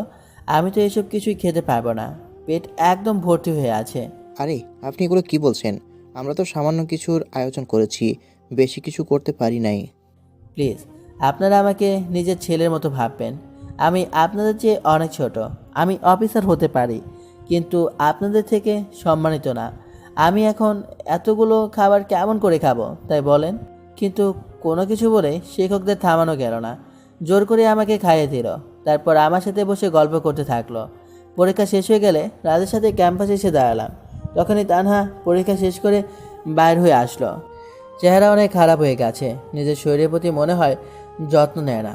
হঠাৎ দেখি আমার দিকে আসে, আমার সামনে এসে দাঁড়ালো। মাহফুজ, আমি তোমাকে একটা কথা বলতে চাই, প্লিজ না করো না। হ্যাঁ, কি বলবেন তাড়াতাড়ি বলুন। তবে হ্যাঁ, ওই প্রেমের নাটক আর আমার কাছে করতে আসবেন না। আমি মিশনটা শেষ করার আগে আপনার মিথ্যা প্রেমের মোহনাতে ভেসে গিয়েছিলাম, কিন্তু আপনি সেই ভুলটা নিজে থেকেই ভেঙে দিলেন। আমি তো আপনাকে খুব ভালোবেসেছিলাম, আপনাকে ছাড়া কোনো কিছু চিন্তাই করতে পারতাম না। তবে কেন আমার এই সরল মোটা নিয়ে খেলা করলেন আপনি? আর নিজের চেহারার এইটা কী হাল করেছেন? যত্ন নেওয়া কি একদম ভুলে গেছেন নাকি? আপনি তো এই কলেজের টপ সুন্দরী, তো হঠাৎ করে আপনার হলোটা কি? তানহা মাহফুজের কথাটা শুনে শুকনো মুখে একটা ম্লান হাসি দেয়, যেখানে কষ্টের ছাপ রয়েছে। আচ্ছা মাহফুজ, তুমি বলো, আমি যার জন্য নিজেকে সাজিয়ে রাখবো, যার জন্য নিজের শরীরের যত্ন নিব, সেই যদি আমার কাছে না থাকে, তাহলে কার জন্য এসব করব? হ্যাঁ, এটা ঠিক বলেছো যে আমি সবসময় নিজেকে নিয়ে ব্যস্ত থাকতাম, কিন্তু এখন তো তোমার একটু ভালোবাসা পাওয়ার জন্যই ব্যস্ত থাকি, তাই আর নিজের শরীরের যত্ন নেওয়া হয়ে ওঠে না। কিন্তু আমার ভালোবাসার মানুষটা সামনে দাঁড়িয়ে আছে, আপন হতে পারছি না। লিজানা ঠিকই বলেছিল, যেদিন ভালোবাসার মানুষটার মর্ম বুঝবো সেই দিন। তখন যে হারিয়ে গেলে আর ধরতে পারবো না। আর এখন তোমার সাথে ঠিক এটাই হয়েছে। আমি তো এখন নিজেকে ফিল করতে পারি না, মনে হয় দুনিয়া থেকে অল্প দিনেই হারিয়ে যাব। আর এখন শেষ একটা কথাই বলে যাচ্ছি, আমি তোমাকে খুব ভালোবাসি, আর তুমি আমাকে ভালোবাসো, কিন্তু আমি তোমার মনে আঘাত করেছি, তাই মেনে নিচ্ছ না। যেদিন আমি হারিয়ে যাব সেদিন নিশ্চয়ই তুমি আমার জন্য কাঁদবে। এটাই আমার শেষ কথা। আশা করি তোমাকে আর ডিস্টার্ব করব না। ভালো থেকো। বলে একটা ম্লান হাসি দিয়ে চলে গেল। তানহার কথা শুনে এক পা নড়তে পারলাম না, কারণ ওর শেষের কয়েকটা কথা কানের মধ্যে বাজতে লাগলো। সত্যি তো আমি তানহাকে এখনও অনেক ভালোবাসি, কিন্তু কিছু একটা আমাকে ওর থেকে দূরে রেখে দিয়েছে। মনে হয় আমার মনটা এখনও ওর উপর রাগ করে আছে। তবে সত্যি বলতে তানহা অনেক চেঞ্জ হয়ে গেছে। যাক, সেটা পরে দেখা যাবে। এখন বাসায় গিয়ে বিশ্রাম করা যাক। রাজকে বাসা পাঠিয়ে দিয়ে নিজের বাসায় চলে গেলাম। এভাবেই কয়েকটা দিন চলে গেল। পরীক্ষা শেষ হয়ে গেছে, এর মধ্যে কলেজে নতুন প্রিন্সিপাল নিয়োগ হয়েছে, আর অল্প কয়েকদিনে রেজাল্ট বের হবে। আমাকে বিশেষ অতিথি হিসাবে ইনভাইট করা হয়েছে। পরিবারের সাথেও অনেকদিন হলো দেখা হয় না, তাই ওদেরকেও বলেছি এখানে চলে আসতে। সব মিলিয়ে অনেক খুশি লাগছে। বিকেলবেলায় রাজকে ফোন দিয়ে একটা পার্কে আসতে বললাম, তারপর নিজে তৈরি হয়ে চলে গেলাম। পার্কে গিয়ে দেখি রাজু আসছে। আজকে দেখে তো নিজে ফিদা হয়ে গেলাম। আজকে ওকে খুব সুন্দর লাগছে। কিরে রাজ, আজকে তো তোকে হিরো লাগছে রে। এই হয়েছে, আর প্রাণ দিতে হবে না। তুই কি কম সুন্দর নাকি? চল এখন কি এক জায়গায় বসি। আচ্ছা মাহফুজ, আমার কিন্তু তানাকে দেখে অনেক খারাপ লাগছে। টানা কিন্তু সত্যিই অনেক পরিবর্তন হয়ে গেছে, সত্যি তোকে ভালোবেসে ফেলেছে। আর ওর শরীরের অবস্থা দেখছিস? হ্যাঁ, তানহাকে এখনও আমি অনেক ভালোবাসি, তবে কী জন্য যেন ওকে আপন করে নিতে পারছি না আমি। ওকে দেখে তো আমার অনেক খারাপ লাগছে, তবে ভাবছি আপন করে নেব। তো যে ওকে আপন করে নিবি, তবে দেখিস যেন দেরি না হয়ে যায়। ওর যা অবস্থা দেখলাম সেটাতে দুনিয়া থেকে মনে হচ্ছে হারিয়ে যাবে। তুই ওকে খুব তাড়াতাড়ি আপন করে নে। হ্যাঁ, সেটা দেখব। জানিস, আমার পরিবারকে এখানে নিয়ে আসেছি। তোদের রেজাল্টের দিন তো পুরো পরিবার সহ আমি উপস্থিত থাকব। খুব মজা করব দুজন মিলে। আর তানহার বাবাকেও তো ইনভাইট করা হয়েছে। রাজের সাথে আরও অনেক সময় গল্প করলাম। খুব সুন্দর ছিল মুহূর্তটা। সন্ধ্যার দিকে বাসায় চলে আসলাম। এইভাবে কেটে গেল আরও 2 দিন। কালকে কলেজের রেজাল্ট দেবে। নতুন একটা হোটেলে উঠেছি আজকে রাতের জন্য। রাতে বিছানায় বসে ফেসবুকিং করতেছিলাম, হঠাৎ দরজায় কলিং বেলটা বেজে উঠল। দরজা খুলে দেখি আব্বু আম্মু আর আমার বোন যারা চলে এসেছে। আমাকে দেখেই তো পাগড়িটা জড়িয়ে তুললো। কেমন আছিস তুই ভাইয়া? হ্যাঁ রে কিউটি, আমি খুব ভালো আছি। তো তুই কেমন আছিস? ভাইয়া রে, এখন খুব ভালো থাকবো, কারণ আমি তোকে পেয়ে গেছি। তোকে আজ খুব করে জ্বালাবো। আর একবার শুধু বাসায় যা, তোরে বিয়ে কেমন করে দিতে হয় সেটা খুব ভালো করে জানি আমি। আচ্ছা, যা ইচ্ছা হয় করবি। দেখ তো, বাবা মাকে বাইরে দাঁড় করে দিয়ে রেখেছি আমরা। বাবা মা, তোমরা ভেতরে আসো। আমার বোনটাকে পেয়ে তোমাদের কথা তো একদম ভুলে গিয়েছিলাম। তারপর সবাই ভেতরে নিয়ে আসলাম। আরে ভাইয়া, হোটেলটা তো আমার খুব পছন্দ হয়েছে, এটা কিনে ফেল, তাহলে আর আমার থাকার জন্য কষ্ট করতে হবে না। আরে পাগলি, আমাদের বাড়িটা তো খুব সুন্দর করে করেছি। তাছাড়া প্রত্যেকটা রুম তোর মন মতো সাজিয়েছি। তারপর যদি বলিস তাহলে আরও ভালো করে সাজিয়ে দেব। না রে ভাইয়া, আমার এত কিছু লাগবে না। যা দিয়েছিস সেটাই আমার জন্য অনেক কিছু। আমার আর কিচ্ছু প্রয়োজন নেই। এখন চল তো সবাই মিলে গল্প করি। তারপর সবাইকে নিয়ে গল্প করতে থাকলাম। আমাকে অনেকদিন পর কাছে পেয়ে গল্প যেন থামতেই চাইছে না। অনেক সময় পর্যন্ত গল্প করে রাতের খাবার খেয়ে নিলাম। তারপর সবাই ঘুমিয়ে গেলাম। সকালবেলায় সবাইকে নিয়ে কলেজের উদ্দেশ্যে বেরিয়ে পড়লাম। আজকে ফোন করে দিলাম যেন তাড়াতাড়ি আসে। তারপর কলেজে পৌঁছে দেখি অনেক বড় আয়োজন করেছে। দুটা চেয়ার দেখলাম, বিশেষ করে সাজিয়ে রেখেছে। নিশ্চয়ই আমার আর তানহার বাবার জন্য। কলেজে এতক্ষণে প্রায় সবাই চলে এসেছে। শিক্ষকরা আমাকে দেখে স্টেজে নিয়ে গেলেন আর আমার পরিবারকে সামনের চেয়ারে বসানো হলো। একটু পরেই কলেজ গেট দিয়ে কয়েকটা গাড়ি প্রবেশ করলো। গাড়ি থেকে তানহার বাবা বেরিয়ে আসলো, সাথে তানহাও আছে। শিক্ষকরা গিয়ে তানহার বাবাকে স্টেজে নিয়ে আসলেন। তানহা গিয়ে স্টুডেন্টদের চেয়ারে বসলো।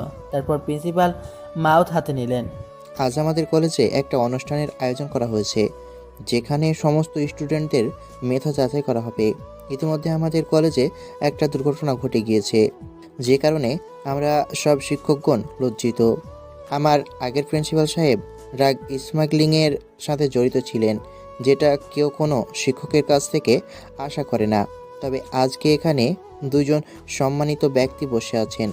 একজন দেশের সবচেয়ে বড় বিজনেসম্যান আনোয়ার সাহেব, আর অপরজন হলেন underground commando head of the department Mahfuz Mahmud. Mahfuz তো একজন দেশের সেবক। আমরা তাকে অন্তর দিয়ে সম্মান করি, কারণ সে একজন বড় অপরাধী ড্রাগনকেও অ্যারেস্ট করেছে। আমি আর কথা পাঠাবো না, আমি ছাড়াও অনেকে কথা বলবে, এ বলে মাউথটা রেখে দেই। আমাকে বক্তব্য দেওয়ার জন্য বলা হয়। তারপর কিছু কথা বললাম সবাইকে উদ্দেশ্য করে। কথা বলা শেষ করে বসলাম। তখন আনোয়ার সাহেব নিজের হাতটা আমার দিকে বাড়িয়ে দিলেন। হ্যান্ডশেক করে নিলাম। আনোয়ার সাহেব সব কিছুতেই আমাকে সাহায্য করতে চেয়েছিলেন, কিন্তু আমার সাহায্য নেওয়ার প্রয়োজন না হয় নাই। তারপর আনোয়ার সাহেবের সাথে কিছুক্ষণ আলাপ করলাম। কয়েকজন মিলে বক্তব্য দিলেন। সবশেষে তানহার বাবা বক্তব্য দিলেন, কারণ তিনি প্রধান অতিথি। অনেক গুরুত্বপূর্ণ কথা বলেন। তারপর আবার প্রিন্সিপাল সাহেব মাউথটা হাতে নিলেন। ডিয়ার স্টুডেন্ট, তোমরা সবাই মনকে প্রস্তুত করো, কারণ এখন তোমাদের রেজাল্ট দেওয়া হবে, আর প্রথম থেকে তৃতীয় স্থান অধিকারীদেরকে পুরস্কার দেওয়া হবে। তারপর প্রিন্সিপাল নাম ঘোষণা করতে লাগলেন। প্রথম হয়েছে আমার বন্ধু রাজ। আমি তো অনেক খুশি হলাম, আর এই পুরস্কারটা আমার হাত থেকে নিল রাজ। রাজ তো অনেক খুশি। এভাবে সবার নাম ঘোষণা করা হলো, কিন্তু সবাই অবাক হয়ে গেল যখন তানহার নাম সবার শেষে পাওয়া গেল, যেখানে তানহা সবসময় প্রথমত, আর সে এখন সবার পেছনে। ইতিমধ্যে সবার মাঝে কানাঘোষা শুরু হয়ে গেছে। আমি মাউথফুস নিয়ে সবাইকে শান্ত করলাম। অনুষ্ঠানটা ভালোভাবে হয়ে গেল। আমাদের জন্য বিশেষ খাবারের ব্যবস্থা করেছে শিক্ষকরা, তাই খেতে চলে গেলাম। খাওয়ার সময় তানহা আমার দিকে বারবার করুণ দৃষ্টিতে তাকাচ্ছিল, কিন্তু ওর চোখে চোখ রাখতে আমি পারছিলাম না। এই বিষয়টা আমার বোন যারা চোখ এড়াতে পারে না। কিরে ভাইয়া, মেয়েটা তোর দিকে এইভাবে দেখাচ্ছে কেন? দেখে তো মনে হচ্ছে মেয়েটা কাঁদছে। তোর সাথে কি কিছু হয়েছে নাকি? যারার কাছে কিছুই বলতে চাইছিলাম না, কিন্তু জোর করে সব কিছু শুনে নিল। আমার ভাবিটা তো দেখতে মাশাআল্লাহ, কিন্তু আচরণটা এমন ছিল ভাবতে পারছি না। আরে, আমার চেহারা তো অনেক ভালো, তাই বলে কারো মন নিয়ে খেলতে হবে নাকি? যাই হোক, যারাকে শান্ত করলাম। কাজ শেষে বাইরে বের হয়ে আসলাম। তানা হঠাৎ করে এসে আমার পায়ে পড়ে গেল। মাহফুজ, আমি তোমাকে অনেক ভালোবাসি, প্লিজ আমাকে ফিরিয়ে দিও না। তুমি যদি আমাকে গ্রহণ না করো তাহলে আমি মারা যাব। কিন্তু আমি তোমাকে ছাড়া আর থাকতে পারছি না। বুকের ভিতরটা শূন্য হয়ে গেছে। তোমাকে নিয়ে সবসময় ভাবি, তোমাকে ভুলতে পারছি না। প্লিজ আমাকে ফিরিয়ে দিও না। এ তানহা, তোমার মাথা কি খারাপ হয়ে গেছে নাকি? আর পা ছাড়া বলছি, এটা কিন্তু এখন বেশি বাড়াবাড়ি হয়ে যাচ্ছে। না, আমি ছাড়বো না। তুমি ভালোবাসি না বললে আমি ছাড়বো না। ছুর, আমার অনেক রাগ হয়ে গেল। অন্তত পাটা তো ছাড়বে। পা এক ঝটকা মেরে ছাড়ে নিলাম। তোমাকে আমি ভালোবাসতে পারবো না, এখান থেকে যেতে পারো। তানহা কাঁদতে কাঁদতে চলে গেল। আমিও রাজের সাথে দেখা করে আমার পরিবারকে নিয়ে বাসা চলে আসলাম। কয়েকজন বন্ধু আমার আসার খবর পেয়ে বাড়িতে জড়ো হয়ে গেল। সারাদিন খুব আনন্দের মধ্যে দিয়ে কাটলো। ক্লান্ত হয়ে রাতে খাবার খেয়ে ঘুমিয়ে পড়লাম। সকালে ফোনের শব্দে ঘুম ভাঙলো। রাজ ফোন করেছে। হ্যাঁ রাজ, বল কি হয়েছে? দোষ, তানহা সুইসাইড করার চেষ্টা করেছিল। তুই তাড়াতাড়ি সিটি হাসপাতালে চলে আয়। তানহার অবস্থা অনেক খারাপ, যে কোনো সময় কিছু একটা হয়ে যেতে পারে। রাজের কথা শুনে তো পায়ের নিচ থেকে মাটি সরে গেল। তানহা, তুমি এরকম কি জন্য করলে? আমি যে তোমাকে প্রচণ্ড পরিবারে ভালোবাসি। তোমার ওপর তো শুধু আমার অভিমান ছিল, আবার অভিমানটাও ভাগাতে পারলে না। তুমি এরকম কেন করলে? চোখের পানি মুছে শার্টটা গায়ে দিয়ে গাড়ি নিয়ে বেরিয়ে পড়লাম। চোখ দিয়ে অঝরে পানি পড়ছে। গাড়িটা ঝড়ের গতিতে চালাতে লাগলাম। একটু পরে হসপিটালে পৌঁছে গেলাম। দেখি তানহার বাবা মা কেবিনের বাইরে বসে আছে। রাজ আর লিজা একপাশে দাঁড়িয়ে আছে। তানহার বাবা আমাকে দেখে দৌড়ে আসলো। মাহফুজ বাবা, তানহা আমাকে তোমাদের ব্যাপারে সব কিছুই বলেছে। দেখো না, আমার পাগলিটা তোমাকে পাবে না বলে কি পাগলামো করেছে। আমি জানি যে তোমাকে তানহা অত্যাচার করেছে, কিন্তু এটাও সত্য যে তানহা তোমাকে খুব ভালোবাসে। সেটার প্রমাণ আমরা নিজেরা। প্লিজ আমার মেয়েটাকে বাঁচিয়ে নাও। আঙ্কেল, আপনি কোনো চিন্তা করবেন না, আমি সব কিছু দেখতেছি। একটু পর অপারেশন রুম থেকে ডাক্তার বের হলো। দৌড়ে গেলাম। ডক্টর, রোগীর কি অবস্থা? আপনাদের চিন্তার কোনো কারণ নেই, রোগীর বিপদ সীমার বাইরে গেছে। যদি সময় মতো না নিয়ে আসতো তাহলে কিছু একটা হয়ে যেত। যাই হোক, এখন আপনারা দেখা করতে পারেন রোগীর সাথে। আমি বাদে সবাই কেবিনে চলে গেল। একটু পরে আঙ্কেলটা বেরিয়ে আসলেন। মাহফুজ বাবা, তানহা তোমাকে ভিতরে ডাকছে। ভেতরে চলে গেলাম। তানহা বেডে শুয়ে আছে। আমাকে দেখে মুখটা ঘুরে নিল। আমি কি ওর পাশে বসলাম। তানহা, আমি সরি, আর কখনো এমন হবে না। তানহা একদম চুপচাপ, কোনো উত্তর নাই। তানহা, আই এম সরি, আমাকে মাফ করে দাও। বাসা থেকে একটা সিরিঞ্জ নিয়ে হাতে ধরলাম। তানহা, তুমি যদি এখন কথা না বলো তাহলে এটা আমার হাতে ঢুকিয়ে দেব। ওটা হাত থেকে ফেলে দাও বলছি, নাহলে কিন্তু খুব খারাপ হয়ে যাবে। হাত থেকে সিরিঞ্জটা ফেলে দিলাম। তানহা, আমাকে মাফ করে দাও, আমি সত্যি তোমাকে ভালোবাসি। একবার তো আমার অভিমানটা ভাঙাতে পারতে নাকি? তোমার কিছু হয়ে গেলে নিজেকে কীভাবে ক্ষমা করতে হবে আমি? বলো, আমাকে মাফ করে দিয়েছো। মাফ করতে পারি, কিন্তু একটা শর্ত, আমাকে বিয়ে করতে হবে, আর এখন কিস করতে হবে। ওই প্রথম শর্তটা মানতে পারবো, কিন্তু দ্বিতীয়টা এখন না, সেটা বিয়ের পর।